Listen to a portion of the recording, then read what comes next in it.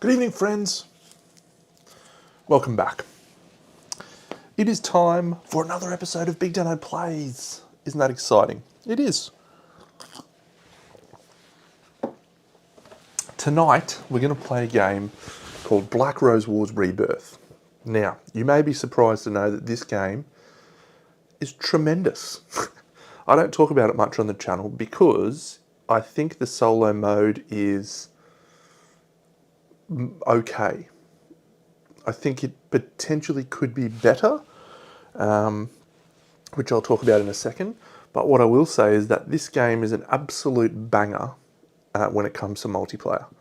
An absolute banger.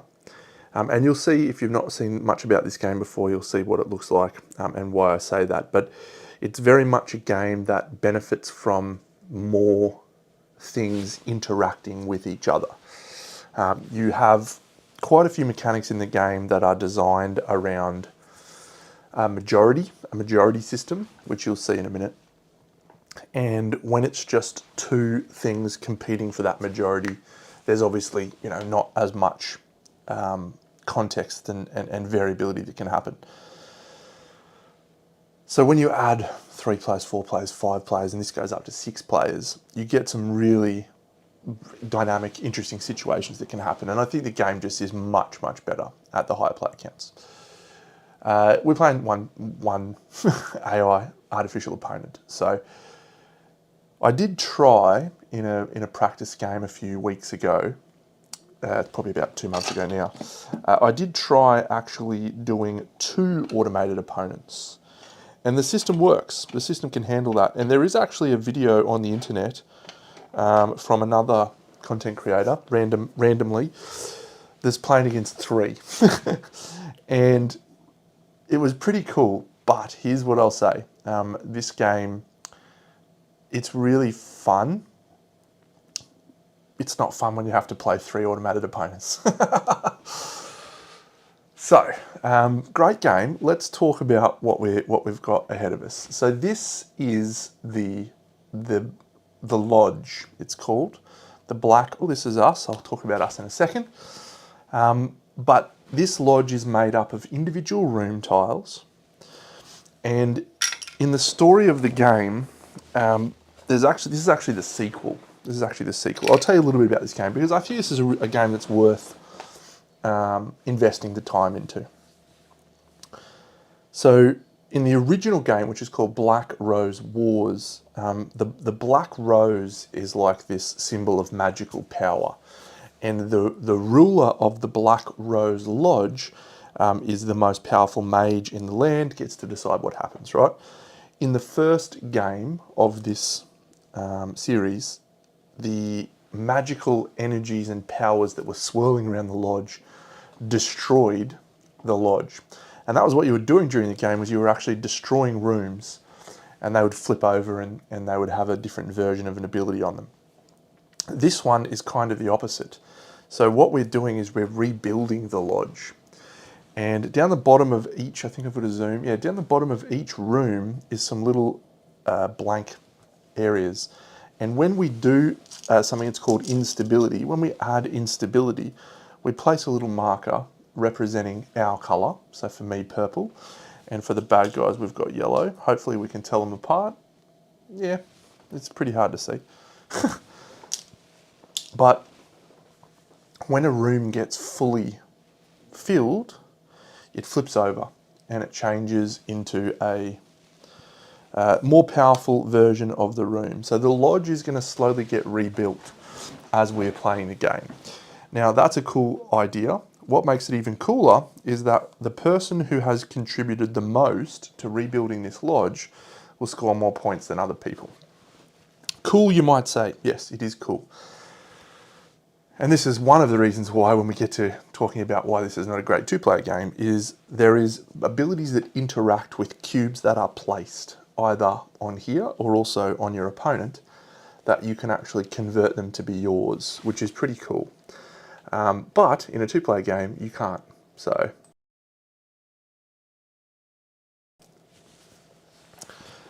the next component to what's happening with these rooms is these rooms all have different abilities. So, for example, this treasure room, if you were to activate it, it actually allows you to place out a cube on a room, making the lodge get rebuilt more and more. Some of them, the cemetery here, the Sanctuary of Anubis, allow you to actually summon a little guy who's on our team. They're called evocations. And so you can have little evocations running around the map fighting for your side. Also super sick. Then you've got some rooms that'll do damage, you've got some rooms that'll allow you to draw quests, and there's a variety of ways that you can play this game. Right? You can focus on just trying to complete quests, or you can focus on trying to rebuild rooms. Every time you defeat another mage though, you will gain points based on who did the most damage to the mage, and the person who does the killing blow, they gain a trophy. And so you have this very aggressive, dynamic game that is all about attacking other mages, rebuilding rooms, completing quests. And you would think, yeah, that's enough for this game to be awesome. What makes it even cooler is the decks of magic. Now, I've got 6 on display. You use 6 every game, right? Every single game, you'll pick out 6 decks. I think there's 18 off the top of my head. Let me check. There's definitely at least 1, 2, 3, 4, 5, 6, 7, 8, 9, 10. Yep, so there's 16 different spell decks that you can choose from in this game. And every one will have a different influence on the game. So geomancy is all about manipulating rooms. War is all about creating constructs that are like equipment. Nightmare is all about messing with people's brains. Technomancy is all about summoning evocations and building them up. Agony is all about damaging yourself to do damage to other people. And Heka is, the reason we're using Heka in this game is because we've used Anubis, who is our opponent, and Heka is the Egyptian thing, as we know from Mednefer. By the way, I picked everyone that we're playing here because of Mednefer we played. And here's who we're playing as. We're Imhotep. I'm happy with that. So we're playing as Imhotep. So Imhotep is the character that represents us. There is a deck of, I don't know how many characters, 30, I would guess. And every one of those characters has their own unique character-specific spell. For Imhotep, it's called Great Architect. So we're going to look at Great Architect, the spell, and we're going to explain a little bit about how spells work. And then we're going to explain some more crazy shit that happens. And this game is has a lot of depth. And I really wish that I liked it more 2 players. G'day, Dom. I really do. Solo. And the other part of it is it's a lot to set up. It's a lot to get into. So it's not really a game you just pick up and play with your mates once. And then, yeah, it needs a bit more dedication. Anyway, so there's different types of spells. You know, you have some that are immediate spells. You have some that, I can't remember what that one's called. Let me see if I could just got it on here. Yeah, that's called a contingency. You've got some spells that are called combat, which looks like that symbol. Then you've got traps and protection spells. The second symbol there is an element. Now, some schools of magic use different elements more than others. Some schools of magic completely ignore elements, but the amazing thing about this game is you build your character and the spells that they use turn by turn. So one turn you might decide, yeah, I really want to start using some damage spells. I'll draw from the Agony deck. The next turn you're like, oh, I've got lots of summons now. I want to buff them, so I'll take from Technomancy. And then you might go, I really need to get some room manipulation, so I'm going to do Geomancy. You build your character as the game progresses. It's crazy. It's so cool. But the elements are not used a lot. And then this third component tells us a little bit about the target. That particular target is a room within 2. So the tile symbol represents a room, the 2 inside it tells the range. And this spell places an instability, which is that black swirl, and then you can activate the ability of the room, which is pretty cool ability. So Imhotep's special ability, his special unique character spell, is called Great Architect, and that's what it does. Every single spell, almost, also has a darker version of it. Now, You can choose which one you want to use, and I'll show you how that works in a second, but you decide that at the start of the turn if it's going to be a dark version or a light version. Sometimes there's a big difference, sometimes there's a minimal difference. This one's pretty minimal difference. You can see the range goes to anywhere in the board, which is powerful, and you can activate the room as well, which is the same as the last one, but this one gets you a victory point if you target a rebuilt room. So this spell you'll use to rebuild rooms, and then this version you'll use once a room's rebuilt to score points. Cool. So on our board, and I should be able to zoom in here, tremendous, here's Imhotep the Great and powerful. We have 4 spots for spells, 1, 2, 3, 4. And at the start of the turn, we're going to have a hand of spells. We don't have all of our spells, but we're going to have a hand of them. Let's say it's these 4 spells. And we get to place these down in whatever order we want, including the direction. And I'm going to do mine face up, but that'll be fine. You'll see that in a second. And then we activate them in order. And this is part of the game that is another thing that I love. It's programming. You need to program what you think's going to happen. So if you get it wrong, you might waste your spells. It's pretty cool. You don't have to cast spells, by the way. Some spells you'll cast and they'll be defensive spells, and you'll go, I'm going to cast this defense spell. And people, they won't know what that spell is. They might have an idea, but you don't have to tell them until you activate it. And it might say, when you're damaged, you go, haha, you've activated my defense card. Or, of course, the trap. You've activated my trap card. So you generally want to play those ones early rather than late. But yeah, so that's the premise of how the gameplay works when it comes to casting spells. The objective of the game, of course, is to score points. And this is a points tracker here. Now the game end's going to be triggered at this point, which is 30 points. And there's a few little bits of endgame scoring that you'll do, but generally it's mostly scoring that happens during the game. Now I'll also have to apologise, I haven't played this, I did a little practice today, I haven't played it full in a while. And the second part of it is the AI, is a whole nother thing. But yeah, so pretty cool. So speaking of the AI, let's go and have a look at Anubis. So this is Anubis, and Anubis has 11 wounds, has a fight skill of 2, and can move 2 spaces. Anubis has some basic priorities here for who he targets and how he does stuff. Pretty straightforward. This is his deck, which kind of reflects how ours work, but it's just one card. Every now and then, he'll have a defense card on top that will trigger if we attack him. So pretty cool.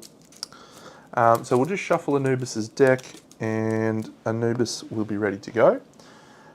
Now, we have to decide something.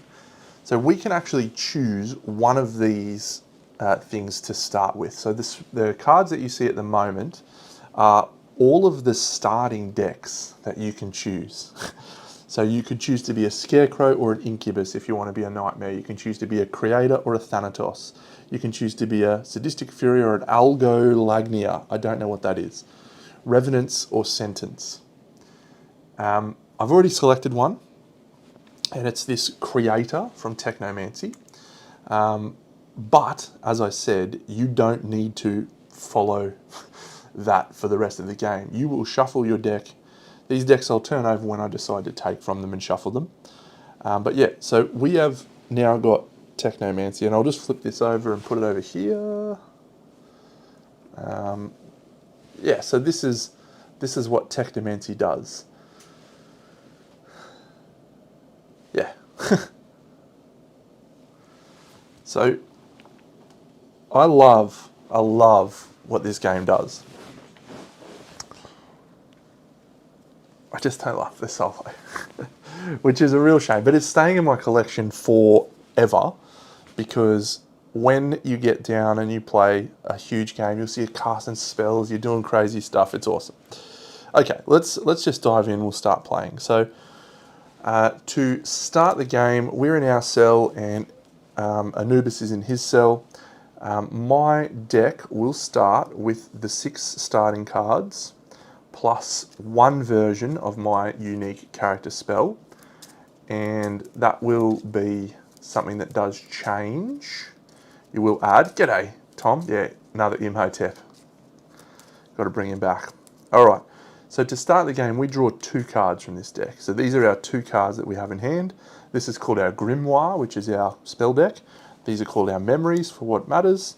And we've picked up these 2 spells. So I'll show them off in a second. But cool, so I'm going to go through the turn order, the game turn phase thing. I'll do that here. So we go through the black rose phase. So if there was some events on the board, which there's not, we would do those. Then we're always the crown in a solo, so that's the crown that we've got there. And then we do event cards. No, don't do that. And now each mage with no active quests must draw 1 from the thing. Oh yeah, we need to draw an event card first. Okay. So I'll shuffle the events. There's only 5 for the solo game, which is fine. There's a lot more in the multiplayer game. And so this event is called Traces of Texture. And it says if the avatar is in that room, it is not. So this card will get placed in this location on this deck, and every turn they'll slide across. So this will remain in play. And at the start of the turn, the start of the round, we do that effect. So that's not going to affect us right now, but it may do next turn. Next, we now draw a quest. So if you don't have a quest, you draw a quest. So here is my quest. This buffhead, he doesn't draw a quest at all. So the quest that I've drawn is called Rest the Limbs. After you resolve a purple room effect, place 1 on this card. The first time you do it, reveal this card. Okay, so, and to complete that quest, when we do, we'll get 1 victory point, and we'll get this reward, which isn't super useful in solo, but it is still something. Okay. Fine. Cool, so then we have got our quests. You can discard quests, you're only allowed to have 2. That's what this number here is. Now we go into the study phase. So we draw 2 cards from our Grimoire, which I've done, and now we can choose any of these schools to draw 4 from. So I think it would be fun to draw from Heka and do some stuff to Imhotep, but I am also quite interested in Geomancy and quite interested in War. So I think we'll go for War. And you can choose any number that you want. Like you don't have to go, I'm going to take 2 from, I'm going to take all 4 from 1. You could go 1, 1, 1, 1 if you wanted. So we'll shuffle this and I'll draw 2 from War. 1, 2. So we've drawn Bloodline and Retaliation. And then let's draw 2 from Geomancy for fun. That camera's moving around. That's a bit annoying. I'll try and stop bumping the table. Okay.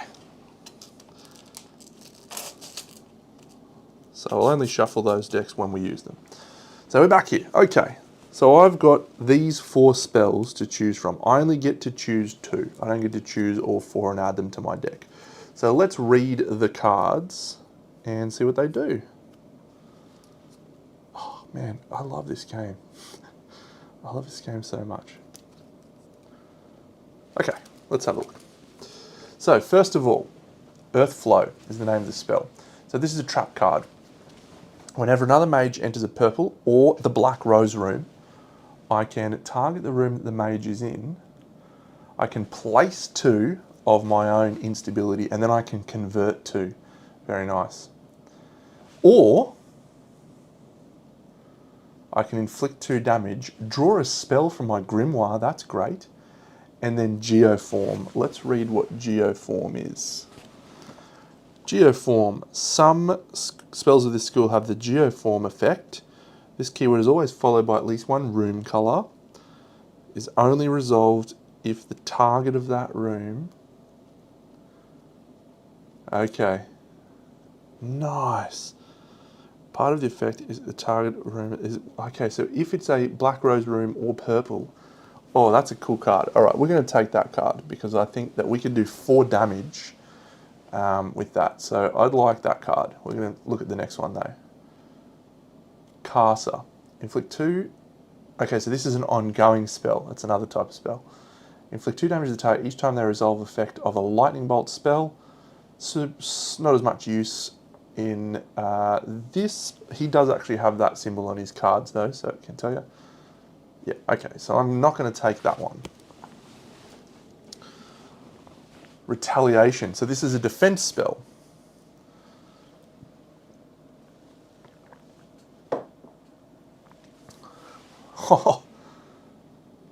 So we can do, our physical attack is 2, so that spell is basically worth 4, and we can ignore 3 damage. That's a great spell, and what does this one do?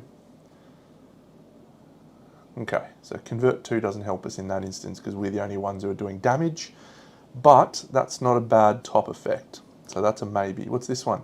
Summon Trophy Belt. Move, move.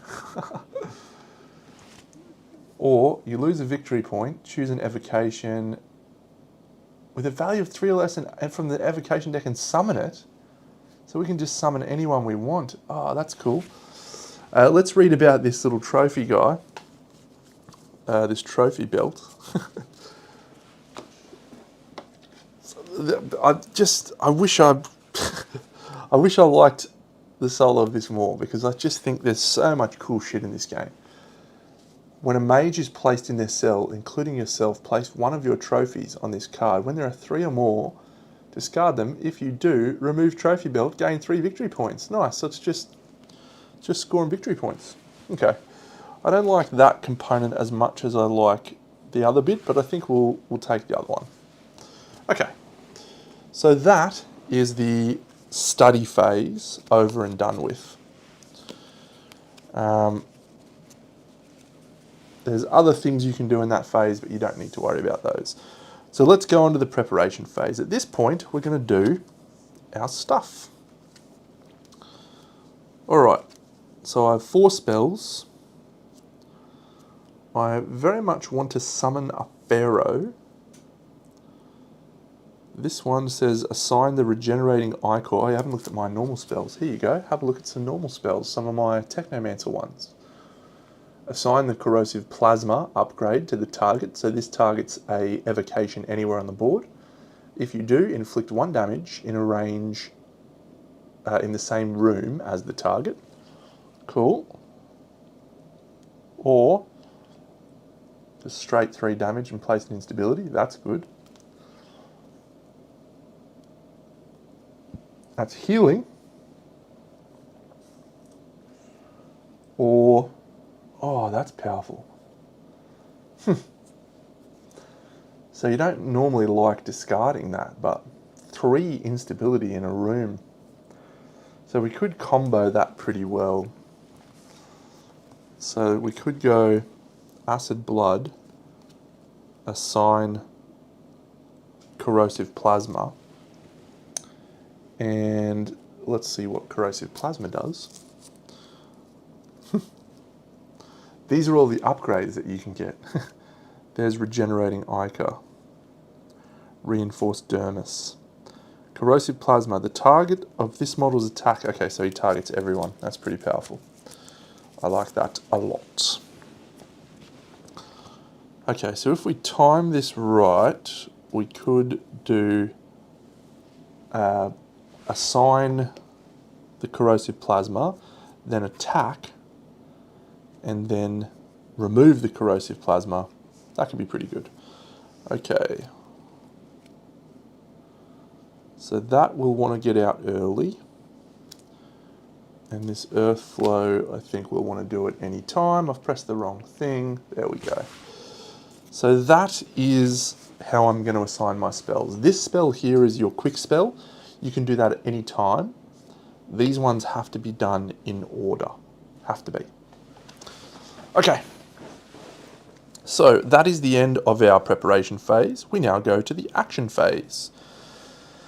And now we start the game proper. So the first thing that I'm going to do, you have to do this if you're in your room, you have to move out of your room. So these are the physical action markers. You get 2 physical actions a turn plus your 4 spells. So I'm going to move out of the room that I'm in, and I'm going to move into the Sanctuary of Anubis. So I have a movement speed of 2, so I could move here, or here. I could just summon a cadaver. No, that's fine. I'm going to summon a pharaoh. So I move to there and I summon a pharaoh. So the pharaohs have their own unique card. Get around this game, eh? How good is it? And here's the pharaoh. And if we have a look at the pharaoh, it says pharaohs get +1 attack for each mage with at least 1 jinx assigned. What do the cadavers look like? No, I actually want a cadaver. They seem better. Yep. So, let's go over here. So I'm going to move into the cemetery instead. So I move 1, 2 to the cemetery, and then you activate the room that you're in. So at the end of any physical action, you activate the room. So I'm going to activate the cemetery, and that's special rule is summon a cadaver at range 0. And so here is a little cadaver. Again, lots of cool things. The cadavers get a coloured base to tell you that they belong to you. And they also have little bases, if we let's go over here, that have a number of little pips on them. This one's got 1, so we know that this guy is the cadaver in question. Pretty cool. And there's my cadaver. He's been summoned. What a guy. So that was my first action. Now on your turn you can do up to 2 actions, but there can only be 1 spell from the bottom row done on your turn. So I could do a physical in the bottom row spell, I could do a top row spell and a bottom row spell, but I can't do bottom row spell, but that's okay. I'm going to activate my retaliation spell. So I actually don't need to do this because he's not activating, so yeah, I won't do that just now. That's it, that's my turn. I've just summoned this cadaver. So Anubis, if he's in his cell, which he is, he doesn't activate. All he does is he teleports himself to this room. That's all he does. So it's now back to us. We'll now activate retaliation. So we have cast this spell on ourselves, and we can activate it when another mage does damage to us. So that's cool. Now I could do another action, but I can't do this one. If I was to do Earth Flow, I can target a room within 1, which I am in. It's inflict 2 damage, draw a spell from your grimoire, and then Geoform, inflict 2, draw a spell from your grimoire. So yes, I'm going to do that. I'm going to do this spell. So we're targeting someone in the Black Rose room. So I do 2 damage, and then I draw a spell, and then because he's in the Black Rose room, I do 2 damage and draw 1 spell. So I'll draw this spell, which is Vigorous Infusion, and I'll draw this spell, which is Indoctrination. Cool? So I can't do anything with those spells. You assign all your spells at the start, but it just gives me more flexibility next round. So I've done this one and this one. So that will be the end of my turn. So now we'll go to Imhotep, Anubis. So Anubis is going to do this. He's got a cool little sequence of this is what you do, follow these rules, priority. It's pretty good. The first thing he's going to do though, this is his physical action, is he's going to move towards his target. His target is the mage with the most victory points. If tied, the mage with the most completed quests. If tied, the mage with the most trophies. If tied, the mage with the most damage. All that's irrelevant because we're the only mage. So he goes here and he's attacking me.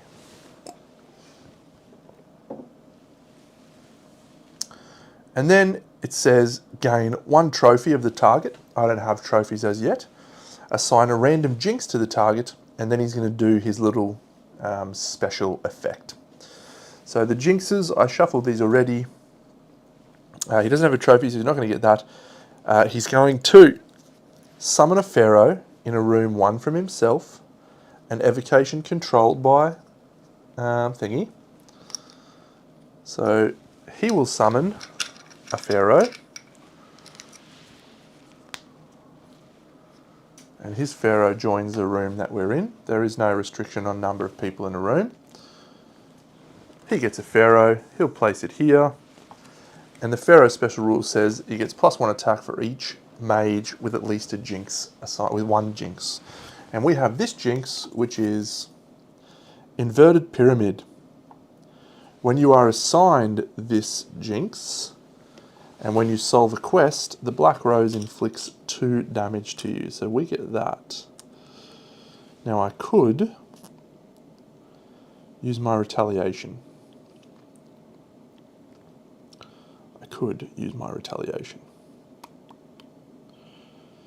Yes. Yes. What's he going to do next? Yeah, now that guy's going to attack me. Yeah, so this is just 2 damage. Yep, I'm going to use... Oh no, this is another mage inflicts damage to you. Oh yeah, that's... I'm tempted to agree that that's okay. So I'm going to use my retaliation. I ignore the damage. Boop, boop.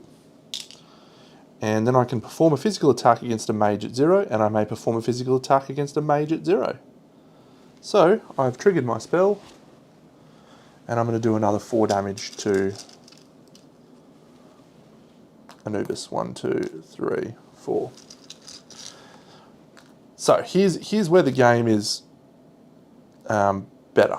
Imagine right now that this has 3 red cubes, 2 blue, 2 purple. And you've got a card in your deck that says convert. And all of a sudden you take damage that someone else has done that's going to give them more points, and you convert it to your own damage. And then all of a sudden you kill him, you get all the victory points, you've fucked over someone else, it's the best. Here, we're just the only one who does damage. So, cool. Okay, so now the second part of this effect is that that little guy will activate, and he's going to attack. He attacks us. Those little guys attack for 2 because we have a jinx assigned to us. Done. So that is Anubis's first card completed. So back to us. I have a physical action left, and I have this.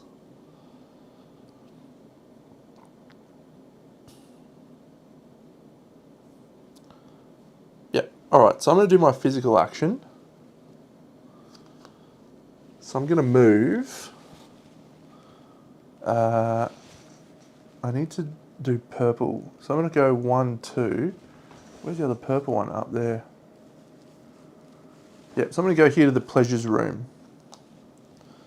Oh, I forgot. I'll just put this out now. I'll explain that in a second. So this is a physical action. So I've moved over to there, and now I can activate that room. That says draw 1 card from your grimoire. So we've found the Protean Genesis, which means next turn I will have all of my cards available to choose from. Pretty cool.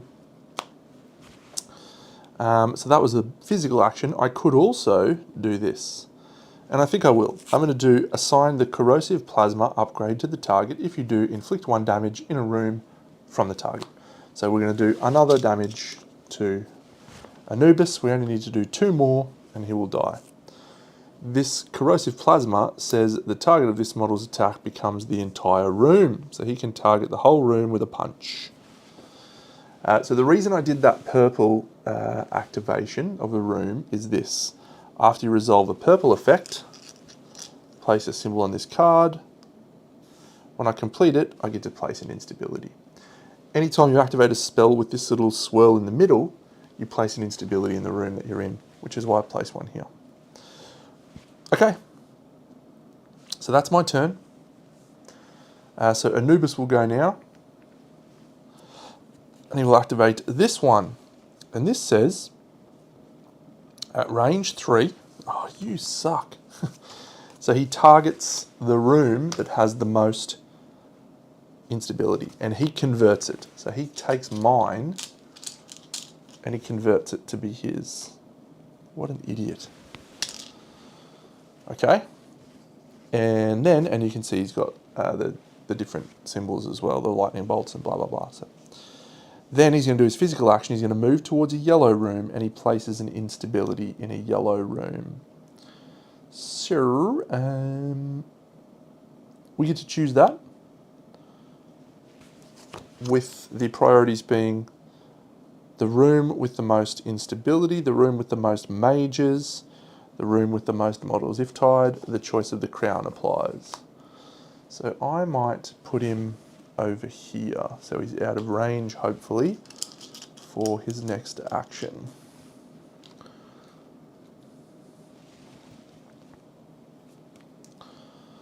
Okay.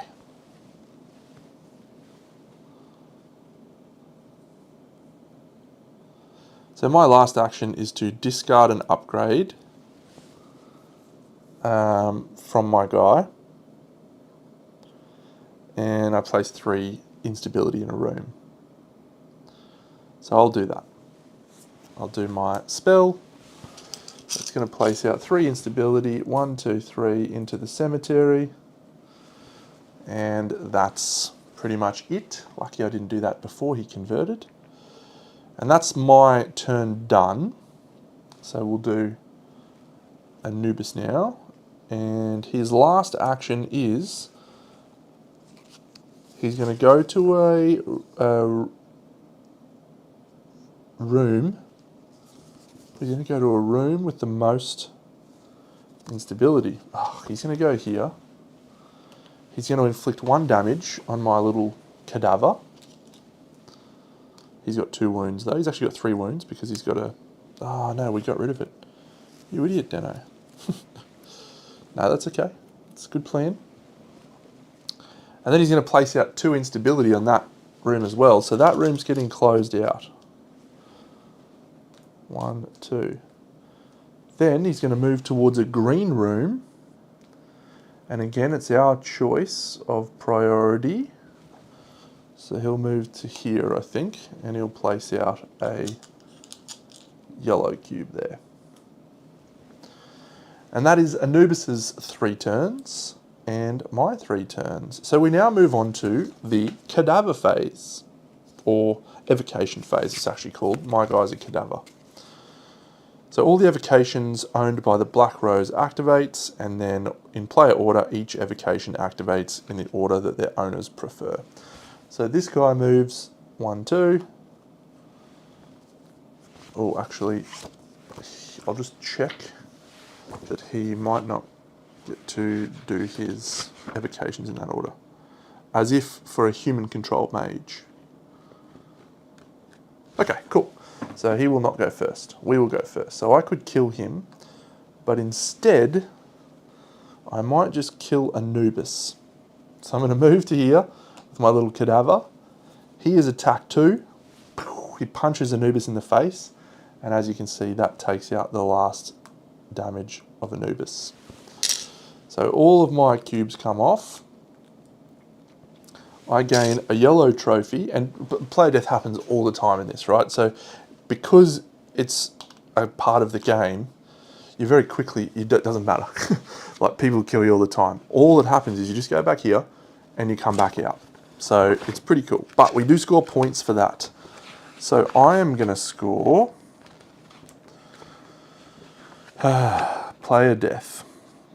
There was no traps. Remove all the evocations assigned. No, place the mage model in their cell. The mage that dealt the last damage gains a trophy, and then count the damage cubes. To the mage, if they inflicted all the damage, you score 5 power points. Nice. So I'm going to 5, because I killed Anubis in the first round. He goes back to his cell. So that was my little cadaver. What a legend. Now this guy goes, he goes 1, 2. And he's going to attack us. He is attack 2, and so there will be 2 damage assigned to Imhotep. Imhotep. Imhotep. Nice. So that is the end of the evocation phase. So now we go cleanups. There's no cleanup effects. So this room has been rebuilt. So we'll both score points for this. The points that you score is equal to the value in these little things. For both of us, we're tied. So we will get the first symbol but -1. Anytime you get a tie, you just get -1. So we're both going to get 3 points. 1, 2, 3. I wasn't expecting to hit that 1, 2, 3. So I'm triggering the next era right now. Okay, here is what else happens. So when a room gets rebuilt, it gets a more powerful one-off ability. One-off ability. Yeah. So you can activate that once. Cool? Okay. That's it. So we go into the next round. Now, it's pretty cool, right? It's pretty awesome, but... So all these spells are discarded, and these now go into my memories. I'll get them back, but that's it. These will flip over for next round. I have 1 trophy, that stays there. This we'll talk about later on. But anytime the deck passes to the next moon, or someone passes to the next moon, you change decks in a number of areas. So each of these decks are going to change, as are these quests.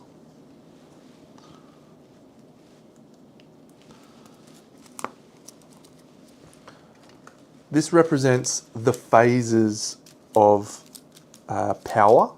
So you have the half moon phase, you have the full moon phase, and so the game increases in power as you go along. So you get quests that give out more points, you get events that do more impactful things, and for the avatar, he does more stuff as well. So, whenever you cross this thing, you move to that next phase. So pretty cool. One advantage for us, and this will be good for us, is we also get the next copy of our character-specific spell into our hand. So this is my hand at the moment. This is actually going to impact what I do quite a lot, I think, because one of the cool things you can do is you can get forgotten spells from the Black Rose room in the center of the room. Let's go. Okay, so back to the Black Rose phase. So all events on the board get moved across once, and then we reveal a new event. And this is called Singing Victory Again. Each mage with less victory points than the Black Rose gains a victory point. Each mage with more loses a victory point, and that is an instant effect that goes here. We do activate this. None of that is true, so that doesn't matter. And now we don't have a completed quest, so we don't draw a quest. And that's it. So now we go to drawing 2 spells from our grimoire. So there is 2 copies of Great Architect and Protean Genesis. And now we get to add spells from the selection of spells. So the Geomancy spell was really good, but let's try some different stuff. Maybe let's go another 2 cards from the War deck. And let's try 1 Hecker, and then I'll do 1 Agony. And this is, I can't speak highly enough about how much I like this aspect of the game. You just don't get to build a character in this way in any other game that I've come across. I think this is just super dynamic. Okay. So Torment is our Agony spell. So it is when any other model inflicts damage. What? We get to target them and inflict damage and summon a succubus? Oh my god, that is sick.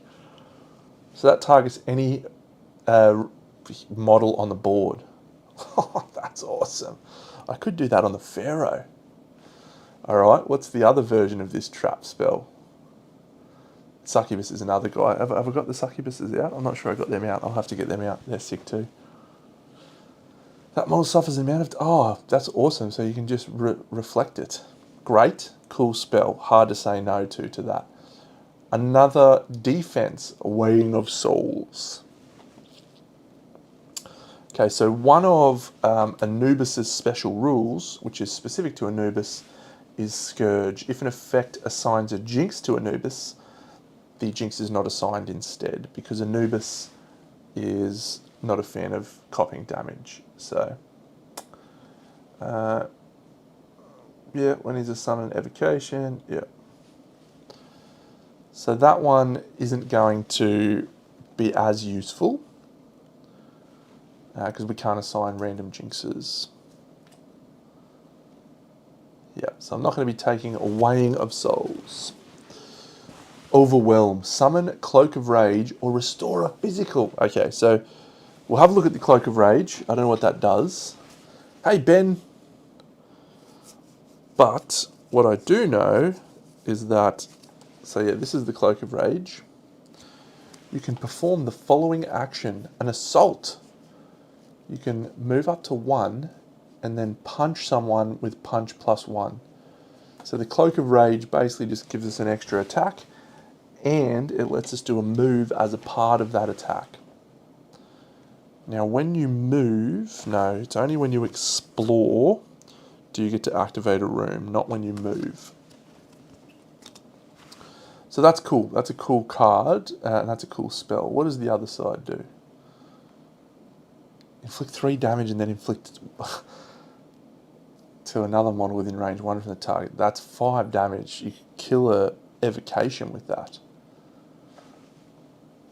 That's a hard one to say. I've got 2 of that. Okay, well, we'll take 1 of them. Restore that, it means you get another physical action back. It's pretty good. Okay.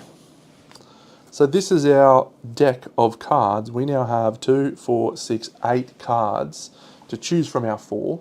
And we're going to go into the Black Rose room and grab another Forgotten spell, which are the coolest cards. Alright, so we know that the Anubis is going to just move into the Black Rose room as his first action. So he's just going to come here. So my little evocation is not doing anything at the moment, but what I would like to do is summon a Colossus. This is a Colossus. The Colossus are big boys, and they've got really powerful abilities. So let's have a look at my other spells, because I think we get to do some cool upgrades. The Tendon Implant. Where is the Tendon Implant? Here it is. Tendon Implant. This model has +1 move. If you do, place 1 in a room from the target. Cool. Kinetic Infusion. Summon a Cadaver. Very nice. Assign the Cerebral Implant. Okay, I think that one is the one I want. Cerebral Implant. Yep, look at that. Each time this model inflicts damage, its controller gains a victory point. I would like that Cerebral Implant on my Colossus that I'm about to summon. So Indoctrination's great. Muscular Implant, what does that do? So the Technomancy one that I chose to play is all about upgrading little guys. It just makes him fight better. Nice. So that's good. That could work for the Cadaver.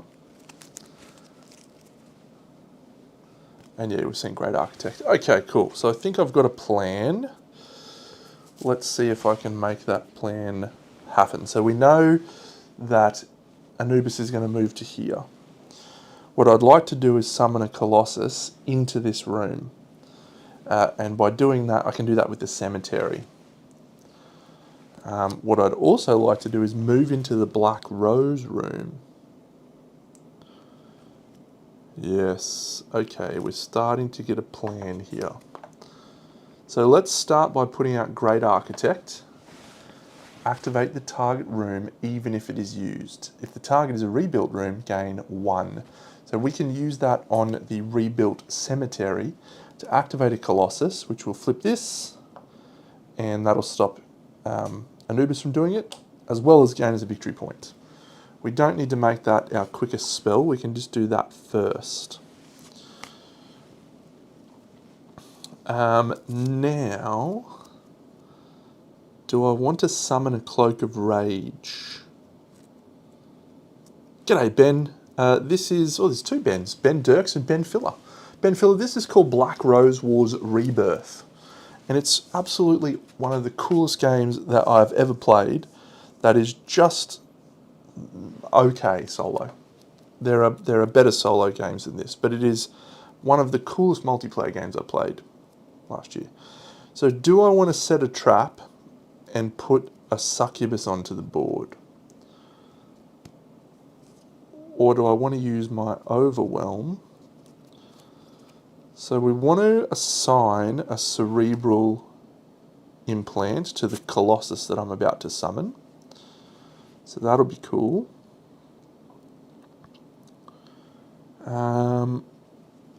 If I kind of want to do this Cloak of Rage. So maybe I'll just put the Colossus Indoctrination spell there, so we can do it at any time. And then, do I want to summon this Cloak of Rage? It's pretty cool. We can become fighting champions. It's move 1 and then attack. I like that. I like that. Or we just restore. So let's just activate a room. So now the next one, do we want to... Yeah, we'll do the muscular implant, I think, on our little cadaver. Okay, so I'm going to discard probably these 3 cards to gain a Forgotten Spell. Incredible aesthetics, yeah. So this is Anubis that we're facing off against. Great artwork. This is our character Imhotep. All of the different spell decks have their own unique spells. There's like 16 spells in each deck or something stupid. Then you've got all these individual rooms that you're going to rebuild that'll become more powerful. They've got sick models for all the little guys. It's really cool. Alright, I have assigned my spells, so that is the preparation phase over. So we're now going to go on to the action phase. We are first, we're always first. We know what Anubis is going to do. So I am going to start with a physical action and flip my physical action to move Imhotep into the Black Rose room. You activate the Black Rose room at the end of your movement, and it says discard 3 spells. If you do, draw 1 Forgotten Spell. The Black Rose places 1 instability. So that's cool. So I'm going to discard these 3 cards. 1, 2, 3. And I'm going to draw a Forgotten Spell. So the Forgotten Spells are sick. I love this game. I really love this game. I might have to try and come up with a better way for the 2 solo guys to work. Okay, so these are Forgotten Spells. We're going to have a look at the first one because there's a couple in here that we can't use or that I don't want to use because it'll involve me getting a model out. But let's see what it says. This one says, Summon Albedo. It activates. So the Forgotten Spells are literally one and done. And they're super powerful. What's the next one? Violent Epidemic. Oh, they're so powerful. Supreme Fireball. Inflict 5 damage. Place 2 instability for each model who suffered damage due to this effect, maximum 8. Woodland Spirit, ongoing each time you enter a room. Convert it, that's cool. Inhabitant of Carcosa. Oh yeah, there's Hastur, the king in yellow as well. You can fight against him. Summon Hastur, he activates. Yeah, cool. Alright. We'll just keep this one. I'm going to have to get the model out. So that goes into our hand. So we have Albedo. So Albedo is an alchemical guy. I just got to find it. There he is. That's him. Cool guy. We can't do that spell this turn though. That's not going to happen this turn. It's ready for next turn. Very cool. To get that spell though, we had to give the Black Rose, our enemy, a little bit of our power. Okay, so that's that. Now I can use my Great Architect, and I will. So it says activate the target room. That can be a room anywhere in the lodge, and I will activate the cemetery, which allows us to place a Colossus anywhere. And then, because I have an instability symbol on that, we place an instability on the room that I am in. Bang. So I have a Colossus that has now entered the room. What a legend. You're only ever allowed one big boy, so they only give you one big boy base. And the Colossus has a very cool rule. Let's have a look. Here he is. It says, the Colossus inflicts 3 damage to each mage that enters the room it is in. I'm about to put a cerebral implant on it, so it says each time this model inflicts 1, its controller gains a victory point. Go, little guy. Okay, that's it. That's our first turn done. So now we know that Anubis is just going to come in here, which is going to inflict 3 damage because of our Colossus being there, protecting us. Punch on, Colossus. Nice. All right, it's back to us. So I could do my Summon the Cloak of Rage, or I could go back to the Pleasure Room.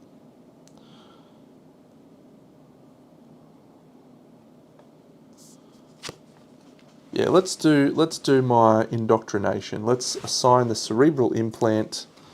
That puts another instability out on the board. And this goes on the Colossus, and he then activates. So the Colossus, because of his Cerebral Implant, when he attacks and inflicts damage, our controller gains 1. So my Colossus is going to punch. As you can see, he's 3 attack. He's a legend. And he's got 4 health. He's so good. 1, 2, 3. So that is a total of 6 damage on Anubis before he's even got out to play. Go, punch on. And that's going to be the end of my turn. I'm just going to do that one thing. I'm going to keep my spells up my sleeve. So Anubis. Okay, so he's going to go to the room that has the most instability, which is our room right now. And then he's going to summon a Pharaoh, and he's going to do this. Oh, he's going to summon multiple Pharaohs. That's unfortunate.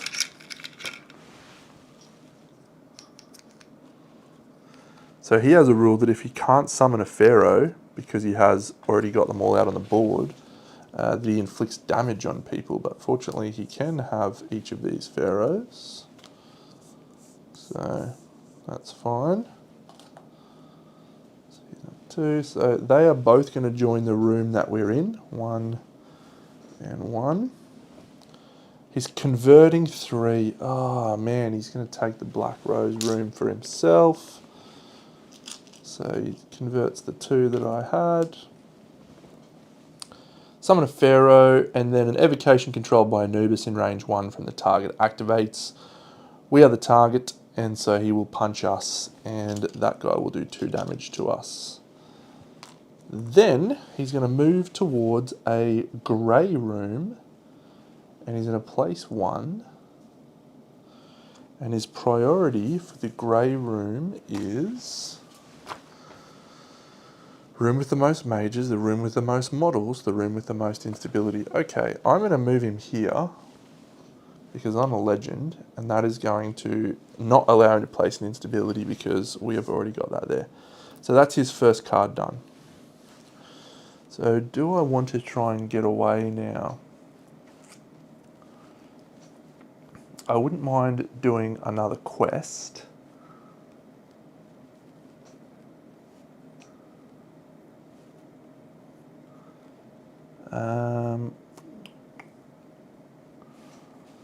So maybe I will use my physical action to get away from these little guys. Man, I'm upset that I got rid of that corrosive plasma on my little guy now because it attacks a room. Yeah, I think I might move. So if I go to this...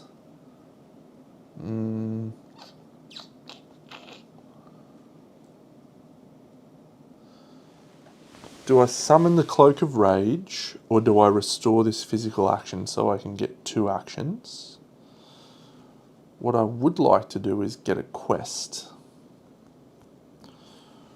Or I could assign this implant to give this guy to activate, but I can't do this. And again, this is where the programming part of it comes in. I have to do this spell next. I can't do this one, even though I might want to do this one, which I do want to do that one because then I can have my little guy go punch Anubis in the tit. Because that would then mean that Anubis would kill himself when he walked into the room. So good. No. Alright, let's not make it too boring. So what does this do? This lets me do a physical action. Move up to 1. You may perform an attack against the model at range 0. It just means we can't activate a room though. Okay, I'm going to do my Overwhelm. I'm just going to restore this. I'm not going to summon the Cloak of Rage. That's it. Anubis. So Anubis is going to target our mage, so he's going to move into this room like an idiot and suffer 3 damage from my Colossus. 1, 2, 3. What a champion. That gains me a victory point because he did damage, and I got one last turn that I forgot to take because of my cerebral implant. Okay, then he's going to target our mage. We lose 2 victory points. Oh man. Assign a random jinx to the target. Oh. Okay, and he's got Bane of Bactiotha.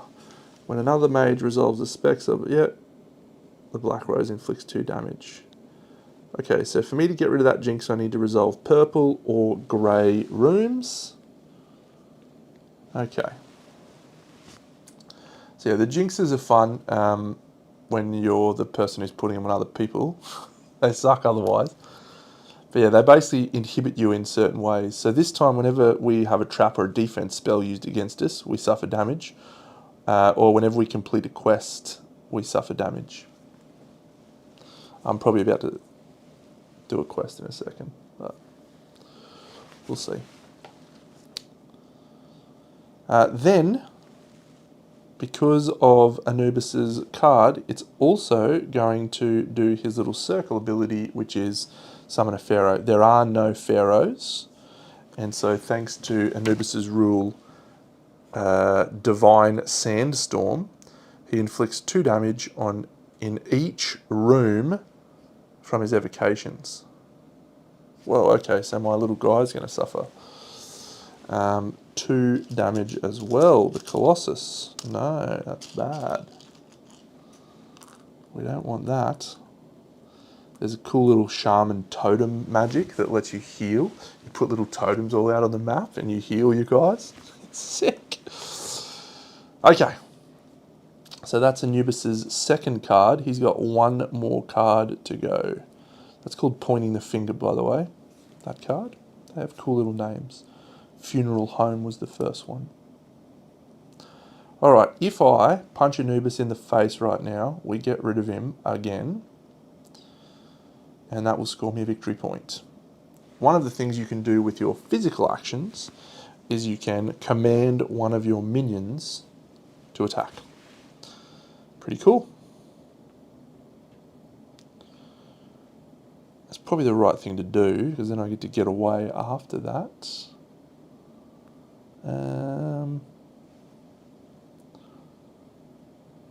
I don't mind that plan, really. Yep, alright, I'm going to use one of my tokens to punch Anubis in the face. That's going to do the last 2 damage. So once again, we're going to gain a trophy. And we're also going to gain 5 victory points for being the only person who did damage. 1, 2, 3, 4, 5. Plus 1 from our little Colossus, because he did damage. Anubis teleports back to his home base. And that Colossus is sick, because guess what's going to happen? Anubis is going to teleport back out. The question I think I need to ask now is, do I want to assign that vigorous infusion to my little cadaver? I think so. I think we'll assign this vigorous infusion. I also have to put out 2 instability in the room that I'm in.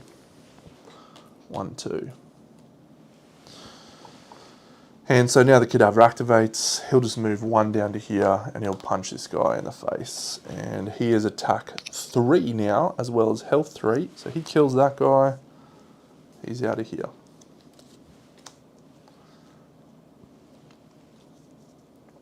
Cool, and I've still got my physical action left. Anubis, come back into my room with my Colossus, buddy. What's that? You just suffered 3 damage from entering the room. My Colossus scores a victory point because he's got super cool cerebral implants. That's it. I'll do my physical action. I'm going to move somewhere and activate a purple room. So I'm going to move down here. Sure.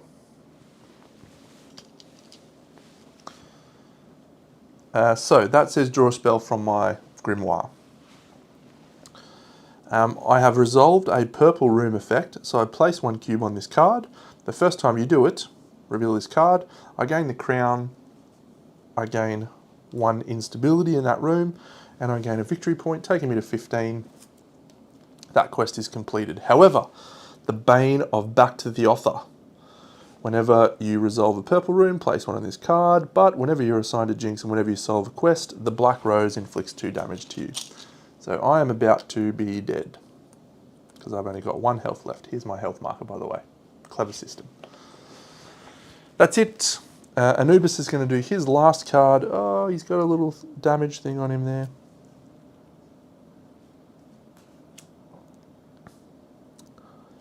Okay, draws and solves 2 quests of the current moon. What is that? Okay, so he's going to score 5 points for his 2 completed quests. 1, 2, 3, 4, 5. That's all he does. He just scores points. And then inflicts 3 damage to each mage in the lodge who has at least 1 completed quest. Unfortunately for us, he kills us. We teleport back to our room. And he gets 1, 2, 3, 4, 5 victory points for that, as well as a trophy from me. Anytime Anubis gains a trophy, he heals 2. That's another one of his little unique Anubis rules.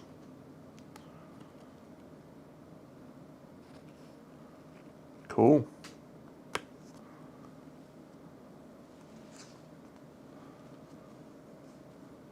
Nice. All right.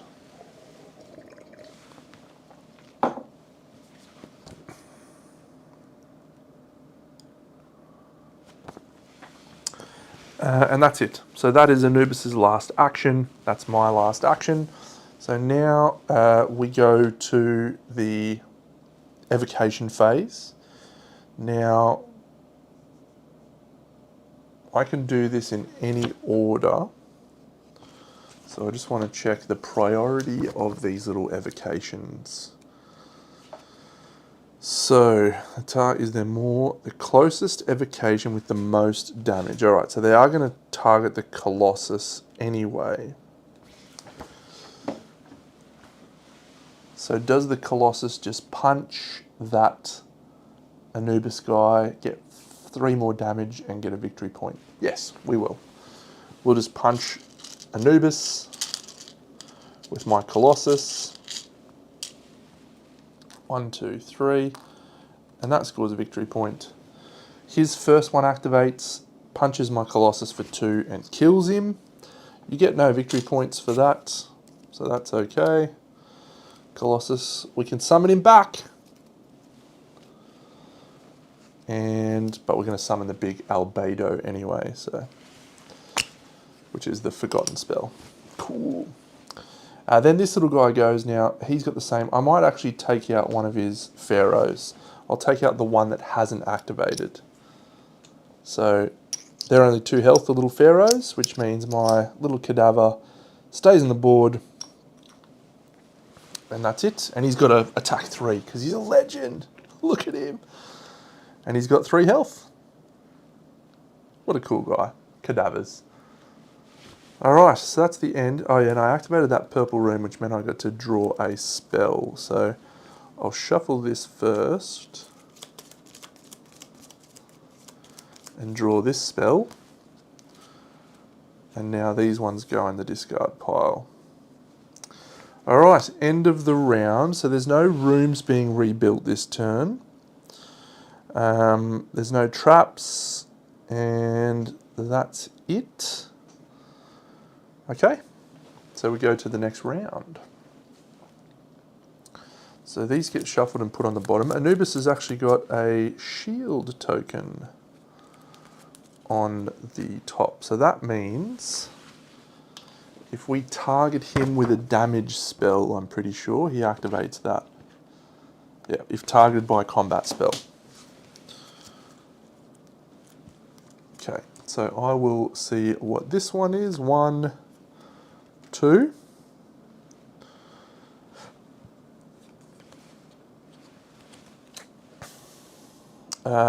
Sorry, we do the event first. So the event is Letters of Destruction. So this automatically moves to here. If a mage activates a green or red room, we gain a victory point. But the Black Rose inflicts damage on us for doing that. So that remains in play. Very cool, very cool. Now, we have no current quest, so we're going to take this quest, and it says Cinder Star.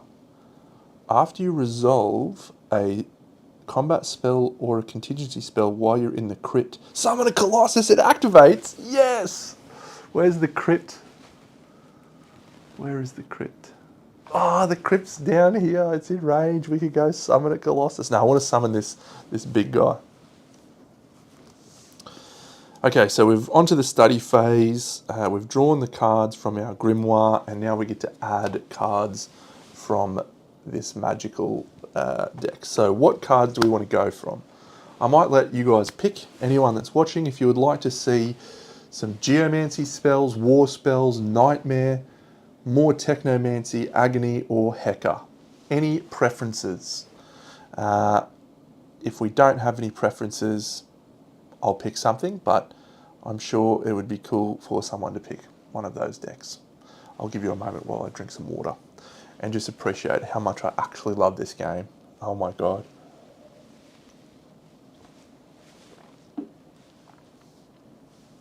What a shame. What a shame it's not better. I suppose all you need to do is just put a second avatar and have it work. Just have it work in a way that doesn't feel crazy. All right, I'll pick, let's do one from, let's do a couple from Nightmare. So we'll do a couple from Nightmare, and then I might go 2 more Agony. Let's go straight damage now. Let's try and go big damage. I might go 1 Nightmare, 1 War, and 2 Agony. Excellent. Let's see what they look like, shall we? So the Nightmare is called Hysterical Escape. Oh, I do like Umbras. I do like those little guys. So Umbras are cool. They're different little little nightmare guys, and they actually attach to the model's base like this, and they follow them around. And they just they plink you and do damage. They're annoying little pests. But if you get killed, they go away. So they're not just unbeatable like some of the other ones. And you get to move the target up to 1, up to 1. Oh, so that we could use that to give that Colossus again. Actually, only if we've got the cerebral implant. Gratuitous violence. Move up to 1. You may perform an attack against a model at range 0. So that one's really good. So the war deck is all about taking these different equipments. So you've got this sword. So you can fight everyone in the room. And then there's an axe, which is, crazy stuff. Gets you instability. You've obviously got the Cloak of Rage. Then you've got this whip, the Crimson Whip. So they're pretty cool. They're all about adding different equipment to your character and making him a tank. And he's got spells in there that give you +1 attack for the round and stuff like that. It's a cool deck. I've used that one before. There's actually there's one that lets you turn into a bear. You can wild form into a bear. Then you have to use a bear model. It's sick. What's that one called? I can't remember. I've got to remember now. Death, Chaos, Pestilence. What is it? Druidic. There you go. You can turn into a bear. Shamanics. Another one I like. Okay. So that one, it's okay. It's probably not high on the list right now. That's a trap card. When another mage suffers damage. Suffer an amount of damage from the Black Rose equal to the damage suffered by that mage. Gain 1 for each 2 damage from the Black Rose on your mage sheet. Okay. What does this do? Summon a succubus. I do like that, but I think that one's probably unlikely. Pain 1. Alright, let's read about Pain 1, which is the thing. Some skills have this pain. When pain ends, it inflicts end damage to the caster. So we have to suffer 1 damage to ourselves from him to do that. Inflict 1 damage for each 2 on your mage sheet. Okay, so we can do a attack 6 basically.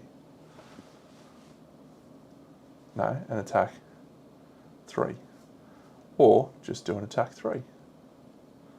Oh, but that targets the room, so that does, the whole room gets targeted.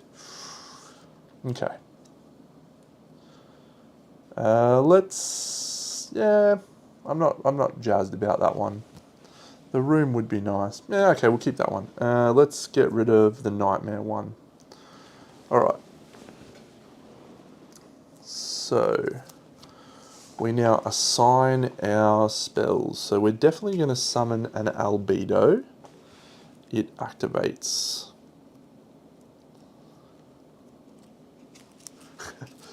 This other side is crazy. For the entire round, gain 3 victory points. Ignore all the effects of the other mage's spells. For the whole round, you're just immune. I want to have this big guy though. He's a tough guy. Can't have another Colossus. This could be when another mage inflicts damage on you. You may perform an attack against a wizard at 0. You may perform an attack against a wizard at 0. I like that spell. Gratuitous violence. Place yourself in a room 1 from the target. If you own at least 1 piece of equipment. That's cool. Alright, we'll do Grim Torment. We'll just do some damage. Out and out damage. The tendon implant is speed. Let's have a look at the... so these upgrades are super powerful. So this guy's called Albedo. And there's only 1 of them. Here are all the summons you can get. Demon, Forgotten Demon, there's the bear. You can summon little Lokis with crocodile hats. Araspis, little pans. Pestilentia, Moors, Fames, Parse, Caicus, a Griffin. You can summon Anubis normally, that's why they give you the Anubis model, so you can summon him. Sphinx. Is that him? No, that's Rubido. Putridium.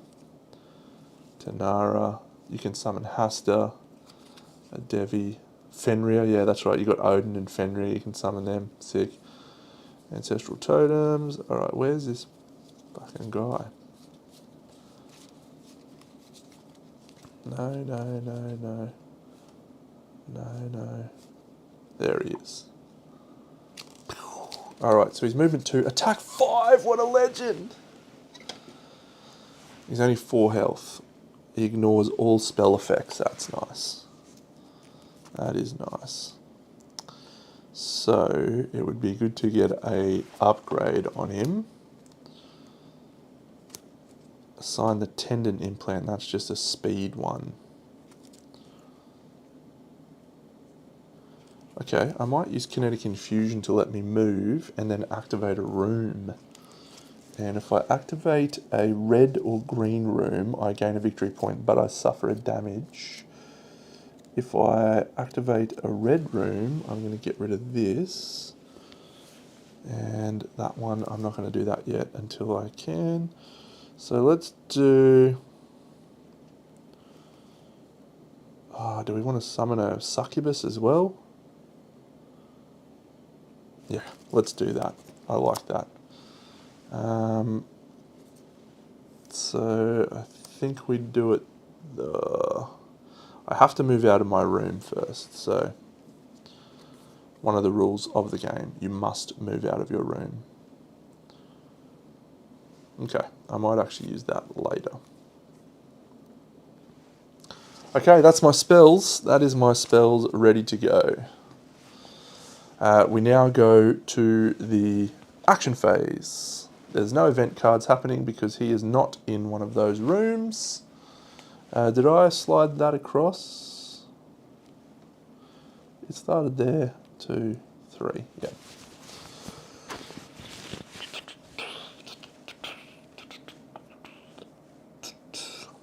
Okay, Anubis has a defense card on top. So if we target him with a spell, he does annoying stuff. Okay, do I want to draw a random spell from my memories? That activates a blue room. Yeah, it's only green or red that I can't activate. White or purple.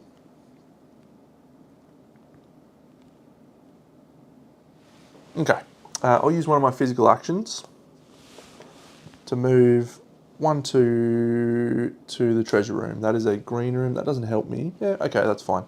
That allows you to place an instability. I will place it in the black rose room. When you activate a green room, I gain a victory point, but I also suffer a damage. And then I'm going to cast my torment spell. So this is now activated. It's a trap spell. Cool. I've got 3 cards, by the way. I can discard 3 cards to trigger my... gain another Black Rose Forgotten spell. Sick. If I want. Which I probably will. Because I can use the kinetic infusion to move. Okay, my trap spell is activated. I'm going to be able to summon a succubus. I'm probably going to need to grab a succubus model in a second. But let's do Anubis. So Anubis didn't trigger his shield ability, so he's just going to activate this card. And it says, target is 2. It's a mage. Assign a random jinx to the target. Oh no. And then he inflicts damage for each jinx. Bane of Bakthiotha. That's okay. Inflicts 3 damage for each jinx assigned to the target. So we've just suffered 9 damage. 1, 2, 3, 4, 5, 6, 7, 8, 9. We've only got 1 health left. Goodness me. I'll just put that there so I don't have to move all the cubes. Oh, okay. So I'm probably going to die on my next activation. Do I want to use my torment?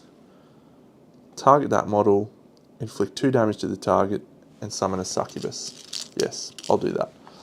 Let's go get a succubus. How sick is this game? It is so good. Where's all my little succubuses? There they are. Hey. Yeah, these ones are good. These have got good rules.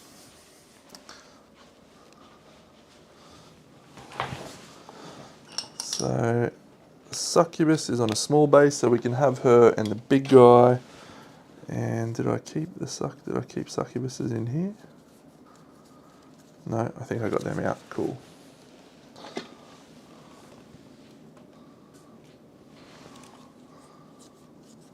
There she is. So she's got +1 attack for each damage on this card. And when you summon her, she's only got 1, but each time I suffer damage, she can suffer 1 instead of me, so she can absorb some damage. That's fine. We get to summon that in the Black Rose room. Bang. Done. Okay. So probably we do Kinetic Infusion now. Or do we use Kinetic Infusion later? Yeah. Yeah, let's summon the big guy. So we're going to place out an instability on the room that we're in. And we're going to summon out the Albedo. So he ignores all spell effects. He's an absolute animal. We put out a instability. That's great. The personification of the will of the Black Rose is at your service. Here he is, the big man. And he can be placed any room on the board. I'll place him in the Black Rose room. And he activates. He attacks for 5 damage. And he moves 2 and he's got 4 health. If we have a look over here, 1, 2, 3, 4, 5. We've killed him. That's going to get us the 5 victory points again, as well as another trophy. 1, 2, 3, 4, 5. Yep, good. He is a beast. Okay, that's it. So now our mate Anubis goes, but he's in his room, so he teleports back out, and that's his turn. It's now us again. Yeah, I'm going to use my Kinetic Infusion now. So I get to move up to 3 times, and then I can activate a room. So I'm going to move 3 times, and then I'm going to go into the Black Rose room, and I'm going to grab another Forgotten spell. These are sick. Alright, we get Epic Finale. Summon Bellum. Oh, cool. That's another one of the epic guys. But Epic Finale is pretty cool. Inflict 4 damage to each model within range from the target rune. So we just blast everything on the board. That's cool. Or we can summon Bellum. I think he's on a big base. That's fine. We'll add Epic Finale to our hand of cool cards. And that's it. So we went into that room and activated the room using that. Anubis. Anubis activates. He's called In the Tomb. He's going to target me. He's going to inflict 2 damage, which is going to kill me. Yep, so I die. He's going to kill my cadaver. He's going to ignore the spell effects from the big guy. The cadaver's now got attack 5, 4, 3.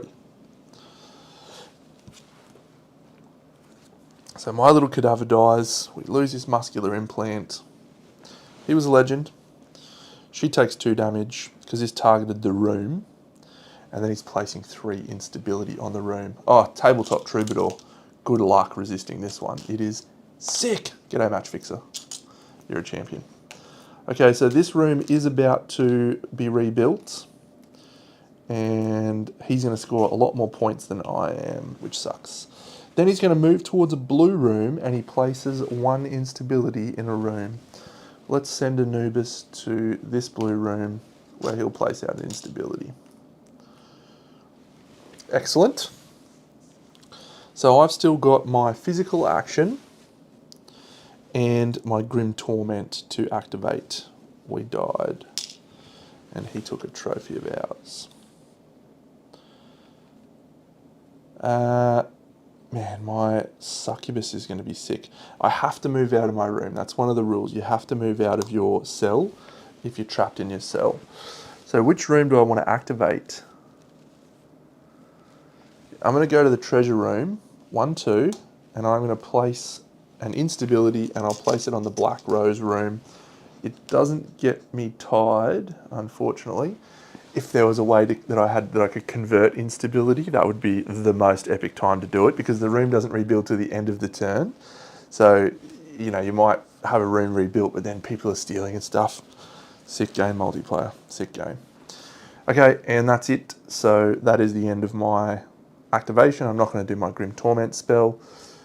So the Anubis is going to go. Okay, so he's going to target a room. And his preference is the room with the most mages. Is that right? Sure, so he's going to do 2 damage to me. 1, 2.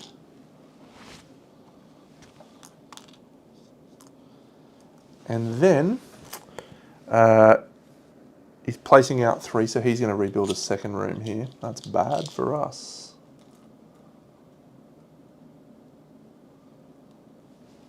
And he's also going to draw another card. So occasionally, this guy will get extra card draw, which is annoying. He's moving towards me, boom. He's then going to gain 1 of my trophies, so he takes this. And then he's going to steal 1 victory point of mine, so he's going to go to 14. And he's going to assign a random jinx to the target. When he steals trophies, basically what he does is when he has a number of trophies equal to the number of mages in the game, he gains 1. We get the trophy back. And that's that. Anytime he gains a trophy, he heals 2, but he's got no health. And then he's going to summon one of these guys. And that guy's going to activate. Oh, and we have a random jinx too. Annoying guy. That's his last activation of the turn though. So we have another random jinx. Weakness. Ugh. Okay. So we've got multiple jinxes on us, which is terrible.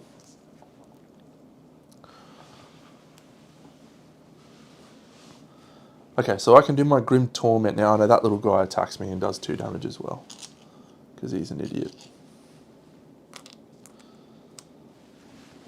Okay. So I have Grim Torment to cast. I'll cast Grim Torment. Unfortunately, my plan's been ruined here because I was going to cast it and put an instability in this room, but instead I am getting no instability. But I can inflict 3 damage on Anubis, and I will. And it does pain 1 on me. So 1, 2, 3 on Anubis. Okay. And that's it. So we now go to the evocation phase. So I get to start because I'm the first player. Now, is my albedo attacking the room? No. So I could just move him and pop old mate. Oh, this little guy's dead. That's right. Okay, so does my succubus attack? Yeah, she's attack 3. So, yeah, okay. It's pretty simple. Succubus moves to here. She attacks Anubis for 3. 1, 2, 3. This guy attacks me. He does 2. 1, 2. My big guy comes in, does the remaining 5 damage. We get another trophy. We get 5 victory points. 1, 2, 3, 4, 5. And the game might actually be ending this turn. We'll see. We'll see. And yep, that's cool. And then the other guy comes in and fights me, and he does 2 damage to me. 1, 2. I've still got 2 health left. Yep, cool. And that is it. So now we do the cleanup phase. So we're going to rebuild the rooms. So this room is getting rebuilt. He's getting 2 victory points, and I'm getting 1 victory point. So I go to 27. The treasure room has a cool ability when it's rebuilt, and that is you gain 2 victory points and you draw an event. And then this room, yeah, 3 points, 1, 2, 3. We won't end the game this turn, but normally it would. We'll just play one more turn with the leveled up stuff, because I gain 3 and he gains 6. 1, 2, 3, 4, 5, 6 for rebuilding the Black Rose room. So the game doesn't pace quite as quickly in a multiplayer game, as I'm sure you would imagine. The Black Rose room has a different rule as well. There it is, discard 3. If you do, just draw 2 forgotten, keep 1, discard the other. Excellent. I have a 3D printed organizer for this, by the way. It is just deluxe. Very, very worth for this game. A lot of cool shit. Okay, all my guys are back in here. So I've only got 2 health. If I die, I'm going to give away lots of points, but if another mage resolves the effect of a trap, note when you're assigned this jinx and when you solve a quest, note after another mage resolves that.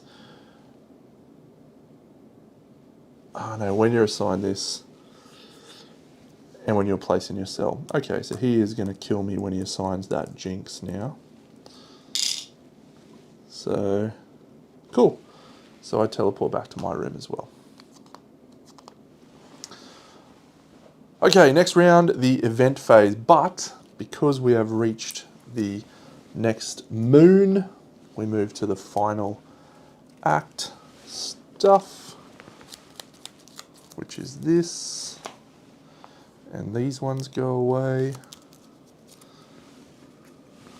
So the escalation of the game is really cool.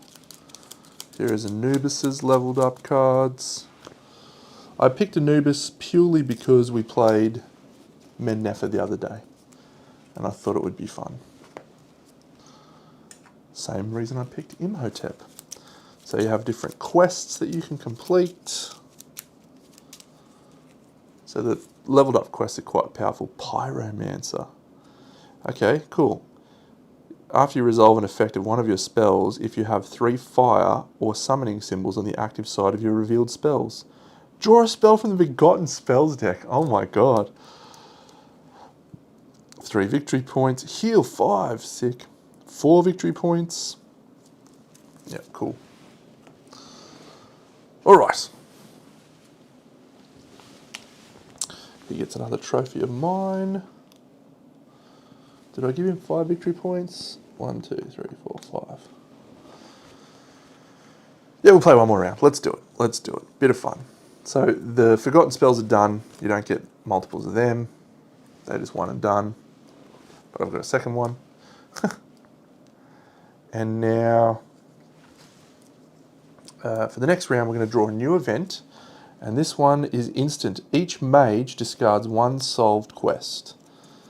So the reason that is impactful is at the end of the game, the mage that has solved the most quests will win bonus points at the end of the game. So he's solved 2 and I've now solved 0.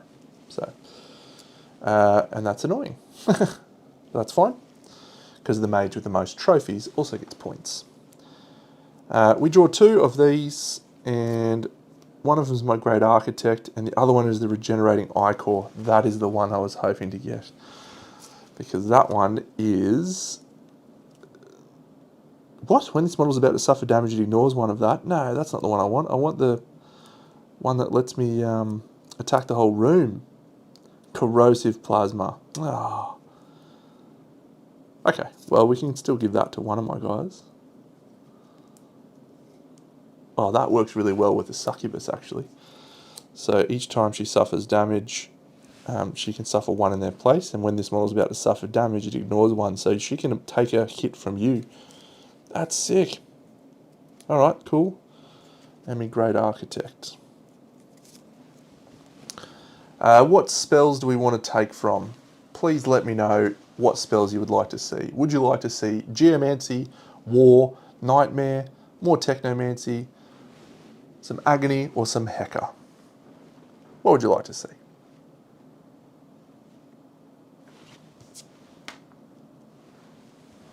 I'm out of water.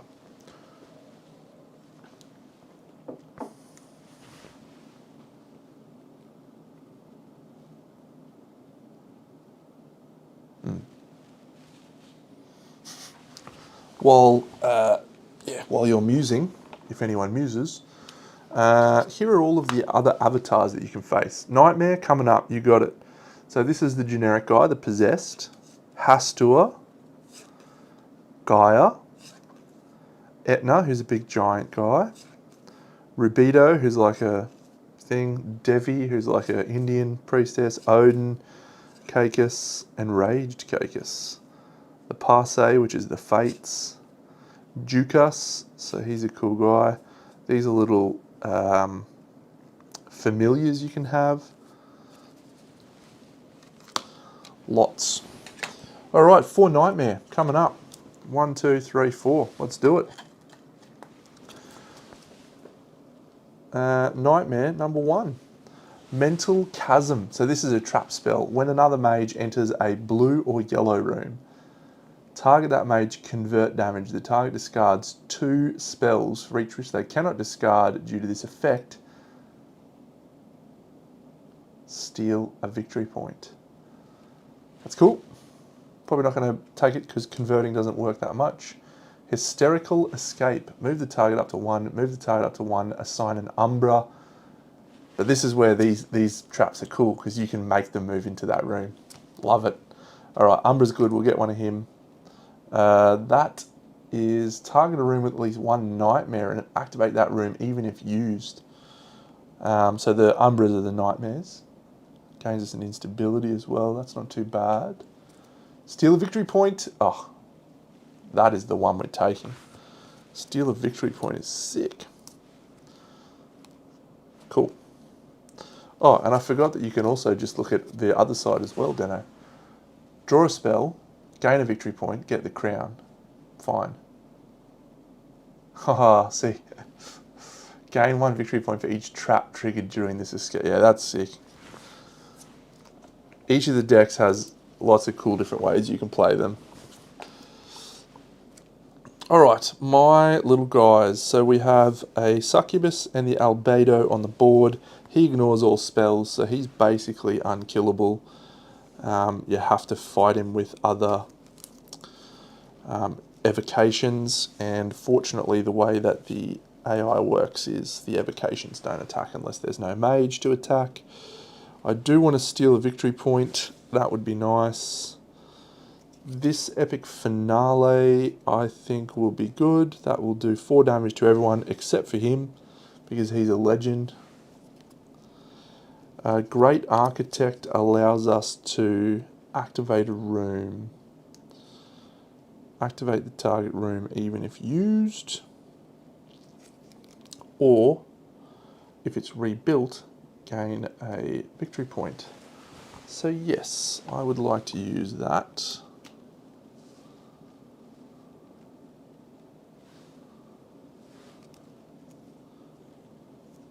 And let's, do we want to use the regenerating icon? Oh, if you do heal 2 to yourself, yeah, that's not too bad. Maybe we'll do that. Yeah. Cool. That's my spells. So we know that old mate is just going to teleport into the room. So we're going to use our epic finale second. But what I'm going to do is I'm going to move for my first, yeah, and so that's it. All the events are done. If a mage activates a green room or a red room, no, avatar's not in that, no, okay, fine. So yeah, so I'll move out of the room, I'll move into this room, and I'm going to activate this, which is gain 2 victory points and draw 1 event. So I go to 32, and the event that I draw says, each mage with at least 1 damage of the Black Rose loses 1. You suck, Deno. That's okay. Oh, it actually goes here. So that teleports that one out of the way. So Anubis goes, he just teleports into the Black Rose room. We're now going to go and we're going to use Epic Finale, inflict 4 damage to each model within rank 1 from the target room. So I'm going to kill both of his little idiots, and your guys don't get targeted by your own spells, which is nice. Don't quote me on that one. I think you don't get that. I know that. I'm going to check. I don't want to say the wrong thing, but I'm pretty sure I read your evocations don't get affected. Immunity. Unless specified by the effect, a mage and their evocations are immune to any effect generated by game components owned by that mage that inflicts damage to or converts damage on themselves or their evocations. Done. So no, my guys don't get hurt. And he suffers 4 damage. Epic Finale! That did not also give us a thingy in the room we're in. Okay, Anubis. Move towards the Black Rose room, done. Places an instability in the Black Rose room, done. Oh man, he's gonna give us another jinx. Divine Dance. Oh, what? So many jinxes. And then he's gonna steal a victory point. We're tied. And then he's gonna draw another card. Oh, you are an idiot.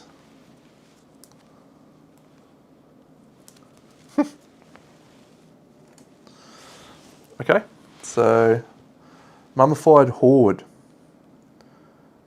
Inflicts 3 damage, places 4 instability. He targets any room on the board.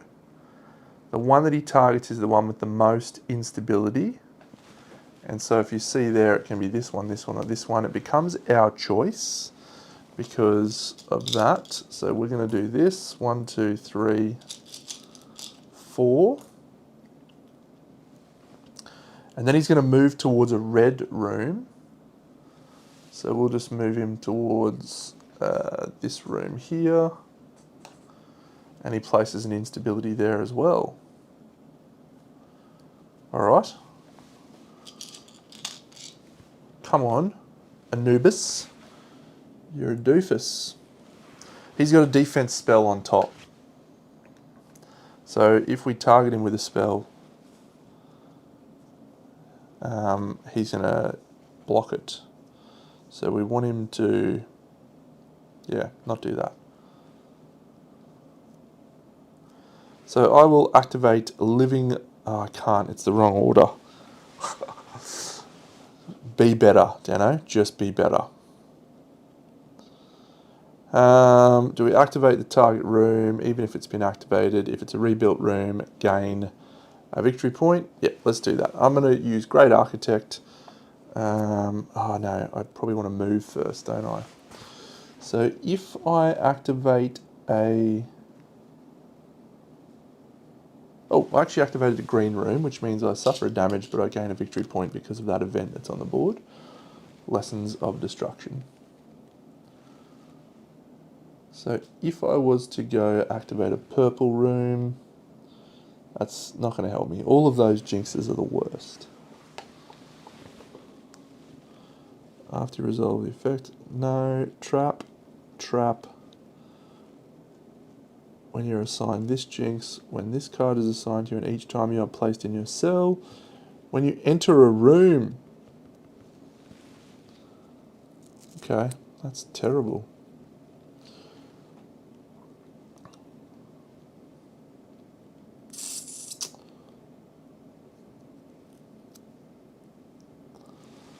I will move 1, 2.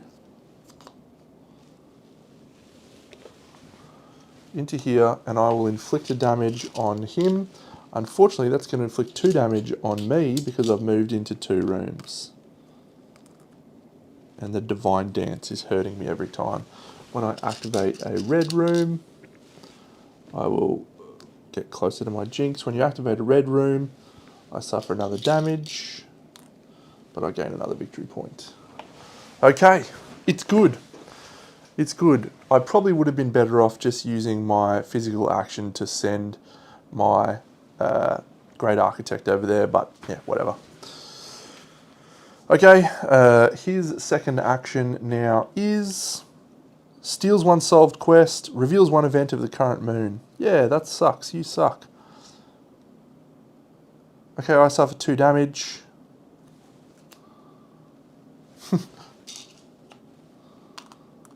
Okay, that's not ideal.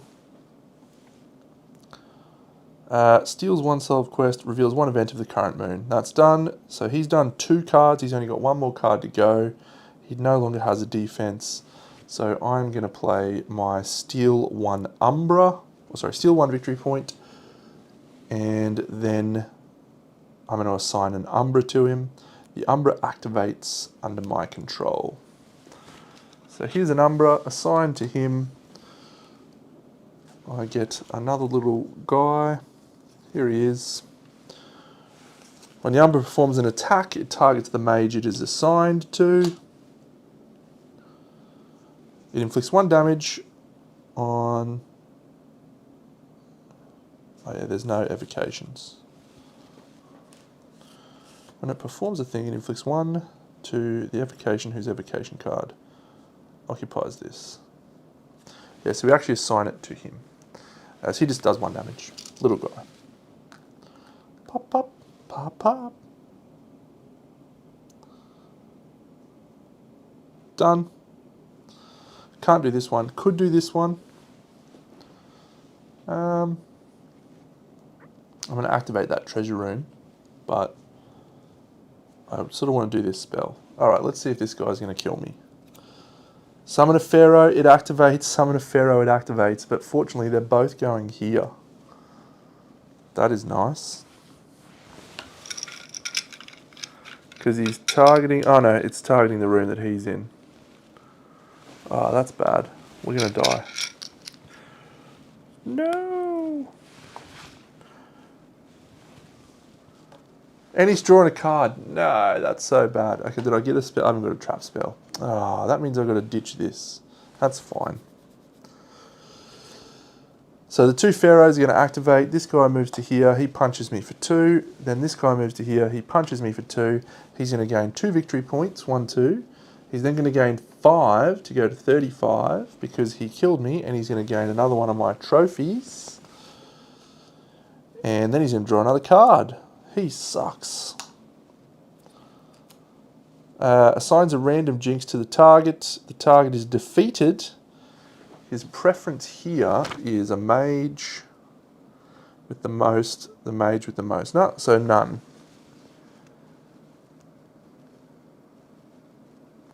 And he gains 4 victory points. He's probably going to win, even though I should have won. So he's at 39. Okay, he's done though. Thank goodness. We'll see. We've got some stuff coming. So one of the rules you have is that you can always discard a prepped spell to do a move. I'll move. You don't get to activate a room though. It's a really awful use of the spell. So we're out here. Now I'm going to use my... oh, actually, I start with 2 damage, unfortunately, because of this thing. Whenever you're placed in your cell, go here. Whenever this card, each time you're placed in your cell, it inflicts 2 damage on you. Man, that's awful. Go here. Okay. Yeah, so I'm going to just move into that. So I suffer a damage because I moved to that. And then activate the target room. Even if used, I'm going to activate this treasure room. So I'm going to gain 1 for activating it, and then 1, 2 for activating it again. And that means I draw another event, and it says If a mage activates a purple or a blue room, they gain a victory point. Perfect. So that just slides across. That's not going to happen, and the game's ending at this turn, so nothing matters there. Cool. So we're going to the evocation phase now. So both of his pharaohs are going to come and attack me, but they're not going to kill me because they're only 2 damage each. My Umbra is going to attack for 1. And then my little or big albedo is going to go and attack for 5. So we're going to kill him, which means I'm going to gain 1 more trophy of his. And I'm going to gain 5 points. 1, 2, 3, 4, 5. And that's where we're going to end the game. In that phase, there's no rooms to be rebuilt, which is good because he would actually get more points than I would. Cleanup phase, each mage returns that. Each mage performs effects. Check if there are any rooms that must be rebuilt. If any power rose tokens, the game ends immediately. So game end. Each mage counts the number of solved quests. The person in first place, which is him, he gets 4 points. So he goes to 43. Any other mage with 1 or more solved quests gets 1 point. Bullshit. He stole my quest. But then, trophy tokens. Each mage in the Black Rose count the number of trophy tokens. So I've got 5 and he's got 4. So we're going to win that. I'm going to get 4 points. 1, 2, 3, 4. He's going to get 2 points because he's in second place, which means we're tied. But guess what? The holder of the crown, which is always us in a solo game, we gain 1 point. And that is the end of the game. So we finish 35 plus 11 is 46, plays 45. Victory! Imhotep takes down Anubis, the Egyptian jackal-headed god. I love it. Yeah, look, this game is just a grade A banger. I can't remember where I ranked it on my multiplayers list, but I think it was in the top 5 for last year. And we played it 3 times, and it was just epic. The amount of variability in this game is absolutely stunning. You have, to talk multiplayers, you have, let's have a look at some of the cards that we have here. Here are all the mages that you can choose. Cormac, Pestilentia, Fames, Landolfo, Bellum, Moors, Cassandra, Saba, Piotr, Daijin, Alicia, Hogwarts. I don't know why you can play that guy, but there you go. Venticello, Bella, Malice, Gramigna, Barandoria, Ricart, Angela, Sefu, Etna, Talia, plus Imhotep. Every single one of them has their own unique spell, their own unique specific spell. Here is the deck of their unique specific spells. So there's step 1 of variability. Step 2, as I said before, 16 different spell decks, each of which creates a very different experience with your character as you build it. And you can play any combination of those and use that combination in your thing. So you're always going to have an incredibly varied selection of decks to choose from. Here's one thing I'll say about that, though. You probably do tend to focus on just a couple. So it's not quite as do whatever you want. And you do also see some decks work better in certain situations. Multiplayer, you got a lot more variability. Solo, I feel like you have to take Technomancy. Technomancy buffs up your evocations.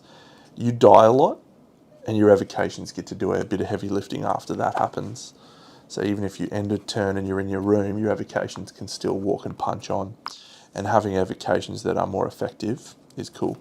One of the upgrades gives your evocation attack a room, so you can just go punch everyone in a room and kill them all. Awesome.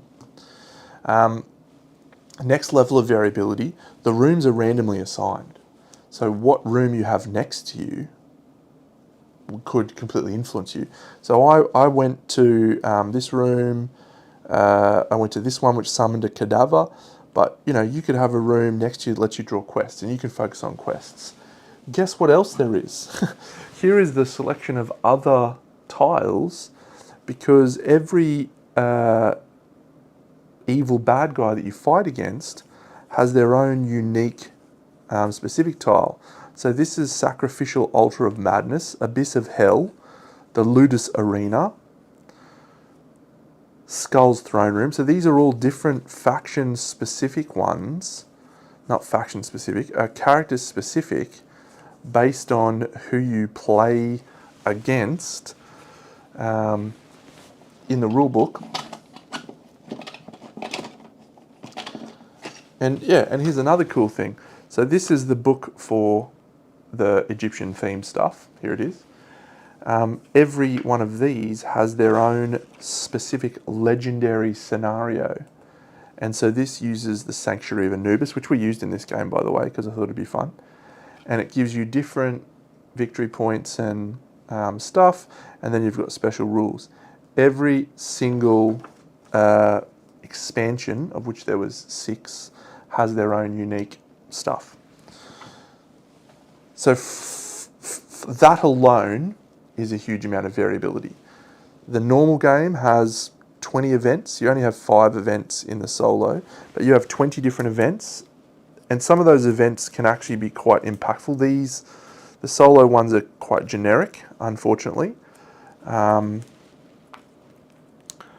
yeah, you can have hugely impactful events that change up what happens. You also have, just in case that wasn't enough, you also have all of the different forgotten spells that you can draw, all of the different evocations that you can summon. So the generic Colossus, Cadaver are basically used in every game because they have rooms that you can summon them from. But then the Succubuses are directly tied to the Agony summon spells. The Umbras are directly tied to the Nightmare School. There was that whole trophy belt thing where, you know, you can, instead of having a character that has summons, you could actually just load up on all these equipment pieces and you can have a guy running around attacking by himself, which is sick. There's Jinxes, which we obviously saw quite a few of. Different spell decks interact with the Jinxes in different ways, so that's nice. You've obviously got the techno upgrades. All right, and now here is the thing that is absolutely ridiculous. This is the sequel to the original game called Black Rose Wars. Everything is cross-compatible. There is double this amount of content, including the original set, and that's got a whole 16 different spell decks. It's got a whole 30 different characters. It's got a whole variety of different rooms. It's just outrageous. What I've heard, I don't have that set. I looked into buying it and I thought, I am never going to play everything in this game, let alone play the second one. So this is a game with huge amount of legs. Tabletop Troubadour, this is an all-in Kickstarter version with a 3D printed organizer that I can fit in 2 boxes pretty comfortably, small boxes and a big box. So it doesn't take up a massive amount of space, but there is a massive amount of game. I might just grab the other little box, and it's just here. Yeah, so here's the all the other decks and all that other stuff, and then here's the other expansion gear. So Dukas is just an avatar. He's a guy that you can fight against, just him. He's in the first story, he's in the first game. So yeah, Dreadforge, you can fight against this guy, Magma, and his scenario. And this deck, their deck is all about, oh, what is that? That's cool. I never looked at that before. You can fight against different, oh, that's sick. Yeah, legendary scenario, Catastrophe. So good. Some of these expansions are also available to work in another game of theirs called Nova Aetus Renaissance, which is a dungeon crawling game. So you can use these in this. Yeah, so they've got forgotten spells which allow you to summon the magma guy. Sick. Ignis. This guy you can fight against as a little enemy.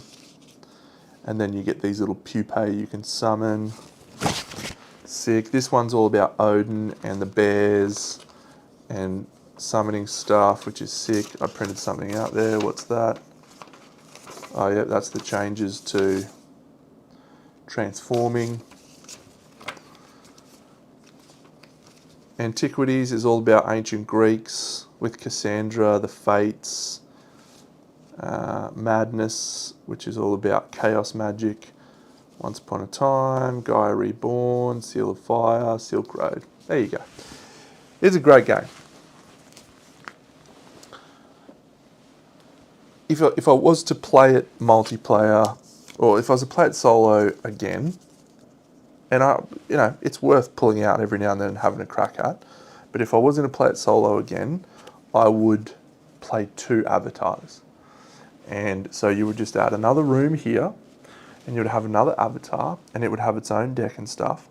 But what you then do is you have the avatars that would potentially activate against each other. And I think that would just make the game a lot more dynamic. As I said at the start though, you're then also doing a lot more administrative overload to do less of your turn and more of, okay, this guy does things and this guy moves and this guy does things and this guy moves. And that is not really my preferred way to play solo games. I want the focus of a solo game to just be on my decision making, not administrative tasks. So yeah, it's a beautifully produced game. If you can track down a copy, I would recommend it, but only if you have a gaming group that's going to get you the value that I think this game deserves, basically. Because, yeah, and I haven't even talked about the models. The models are actually epic. Here's Gaia. Zoom in. So she looks sick, and then here's this big Northern Winds guy. Just epic. So the other reason why I bought it, obviously, is so I can paint the models. As you can see, that's gone well.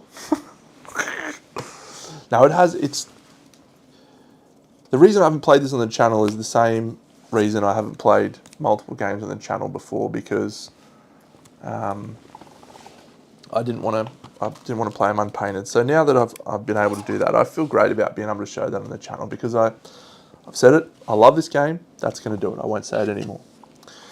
It is a chaotic mess. It is a chaotic mess. But just imagine that chaotic mess of you and 4 of your mates throwing spells at each other across the Black Lodge, trying to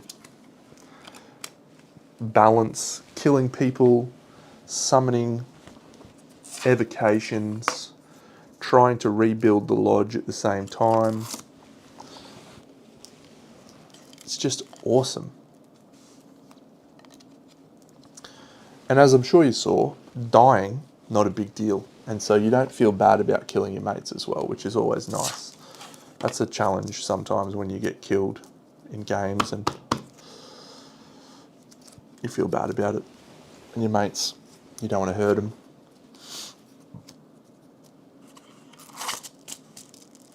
And quests are cool. You can score good points from quests too.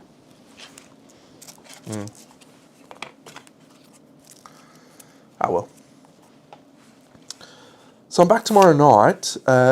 What should I play? On my list of games to play from the quizzes that I did, it's probably something like Embelief, which I have a Big Deno Learns video that I'm uploading to the internet right now. So that'll be online for members. But I am very, very tempted to pull out Inventions, Evolution of Ideas again. That game has just got me popping. So, should I do that, or should I try something else? I played another couple of games of Endeavour Deep Sea. Enjoy that a lot. Would like to play some more of that, but I think I might try and convince Mossy to play that one with me and see if I can get her to record an episode. That might be nice. It will be nice.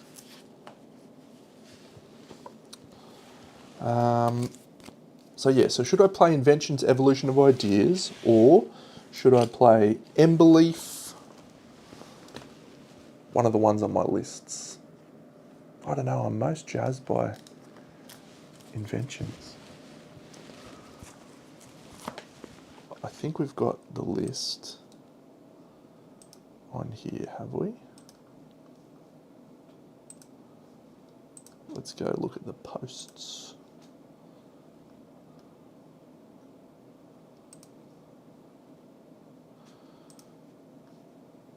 Okay, so an advanced Grim Coven scenario, that could be fun.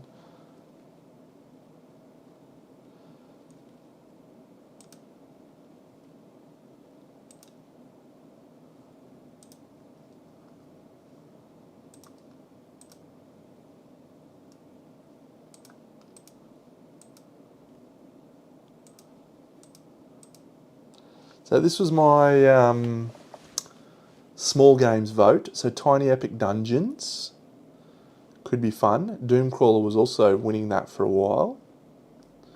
So that could be option 1.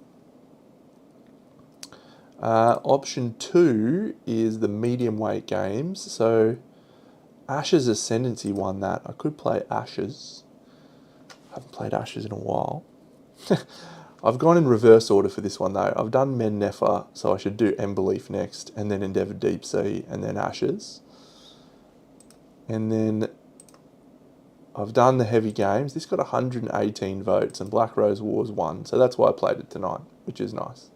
SETI's overtaken On Mars. Oh, I hate SETI. It has not worked for me at all. Oh, I don't know. Maybe I'm wrong. Maybe I'm wrong about SETI. But I'm not wrong, it's shit. No, it's alright. Yeah, Grim Coven. Grim Coven could be good. I'm trying to get through my unplayed games and see if I can find the love on my unplayed games. So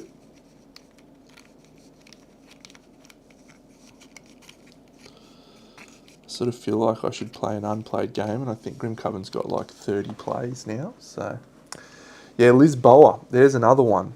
Haven't ever played it. Would like to play it. Will I be able to learn it and play it in time for tomorrow? Definitely not.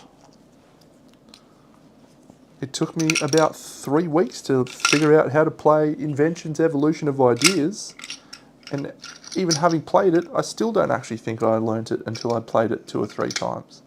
Now, it's possibly the best game in my collection.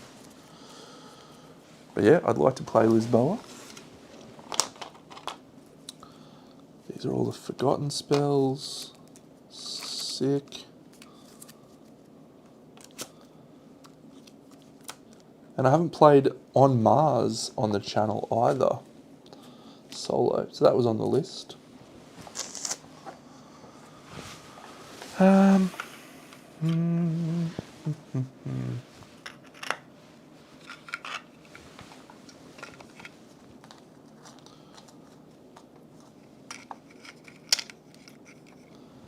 Belief's actually a cracker. Belief is actually a cracker. I'm uploading the Big Deno Learns right now, and it's a great little game. Solo, far superior to this. Sorry to say.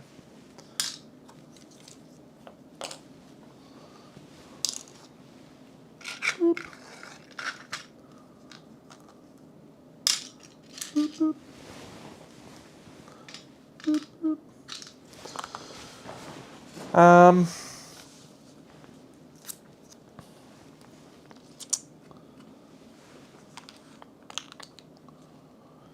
Big Colossus.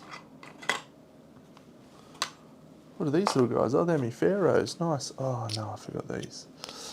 Good question. I don't think that is the case. How do I describe my feelings? Inventions is a game that the more I play, the more layers I feel like I discover. And the more I realise that the game actually does have a lot of variability that I didn't initially see. Speakeasy is probably going to be one of the games of the year, with the very small caveat that I think its simplicity is maybe just a tiny downside of it. And simplicity is not a word that you would use with Lacerda games very often, and so it's probably not the right word. But basically what I found was, because I understood it and what it was, like how to play it very easily, I don't know, how do I describe how I feel?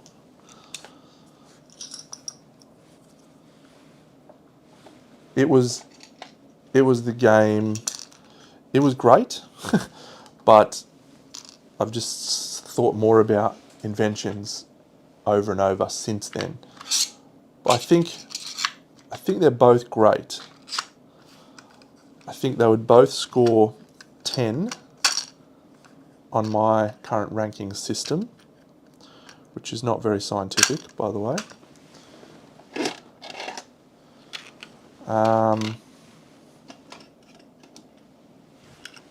Yeah, I think they're both great. That's it. I think they're both fantastic. If I had to pick one that I think's better right now, I think Speakeasy is a better game because it is more accessible for the majority of people. I think I enjoy Inventions fractionally more. But I played 15 games of Speakeasy. I've only played 5 of Inventions. So we'll have to see if my perspective stays that way or if it changes. And I'm not sure what will end up being the case. Both good though. Both very, very good.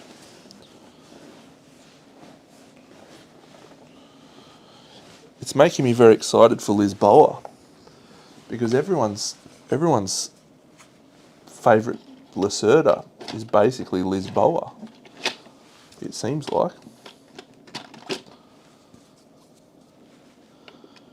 You get a few on Mars, which I can understand. But yeah, you get a lot of people saying Lisboa is my favourite Lacerda. What's yours, Tom? Do you have a favourite?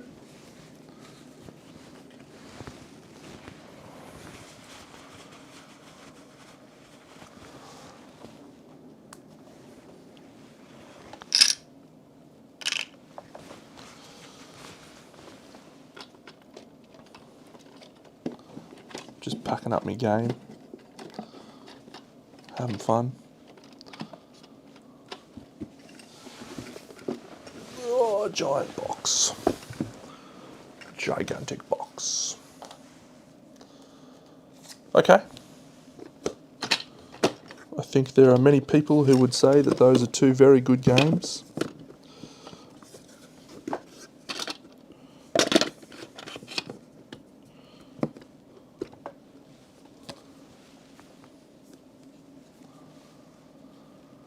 That's over there. Okay.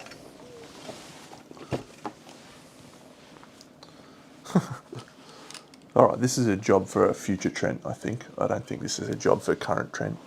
This job is hectic.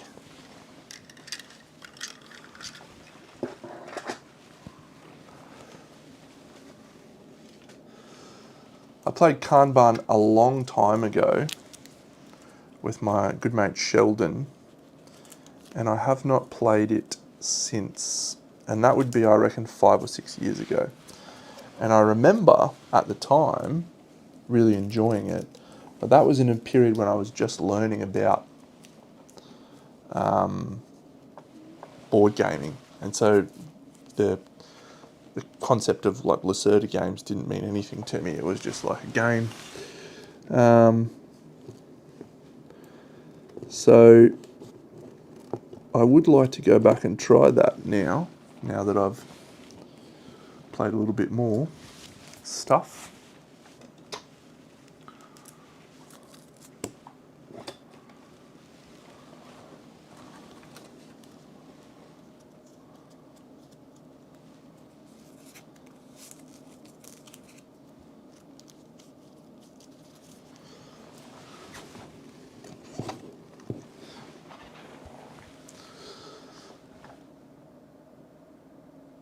I liked Weather Machine. I should try some more Weather Machine too. I've got a list of games that I would like to play on the channel, and that list is long, and it tends to get added to pretty much daily when I research a new game and realise, oh, yeah, I'd like to play that too, actually.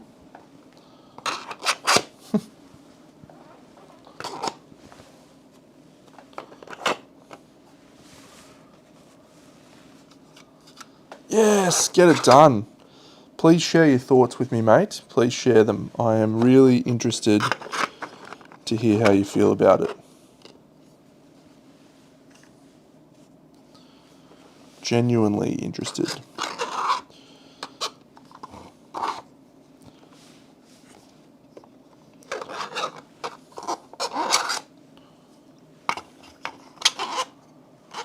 What have I done here?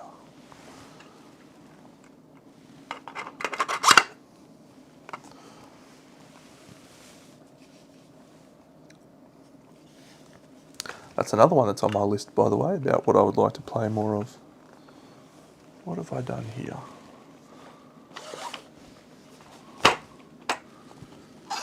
Are these guys supposed to go in a different container? No.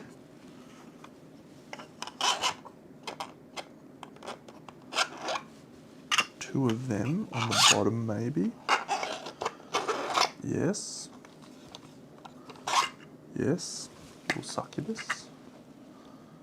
Yes. Yes. Yes, yes. Well, I don't know what goes there now. Alright, we'll figure it out.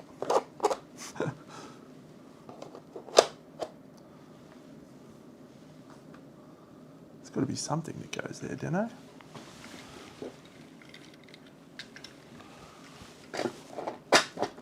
There it is. Imagine trying to do this without organisers. No, thank you.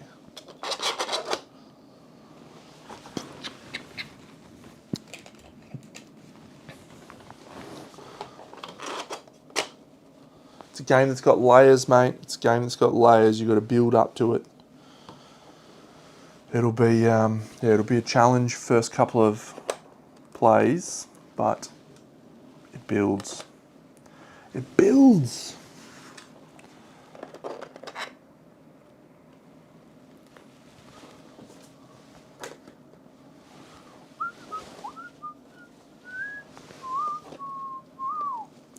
All right, I will depart, friends, and I will be back tomorrow night playing something. I'll mull over it. It'll probably be Emberleaf or Inventions. I will decide at a later stage, sometime tomorrow. and I'll set it up then. But I hope you enjoyed this little playthrough. Really good game. Really, really good game. Nice to be able to play it on the channel. And yeah, it's one that's worth tracking down and investing in if you have the right group. So I'll catch you all soon. Big 10.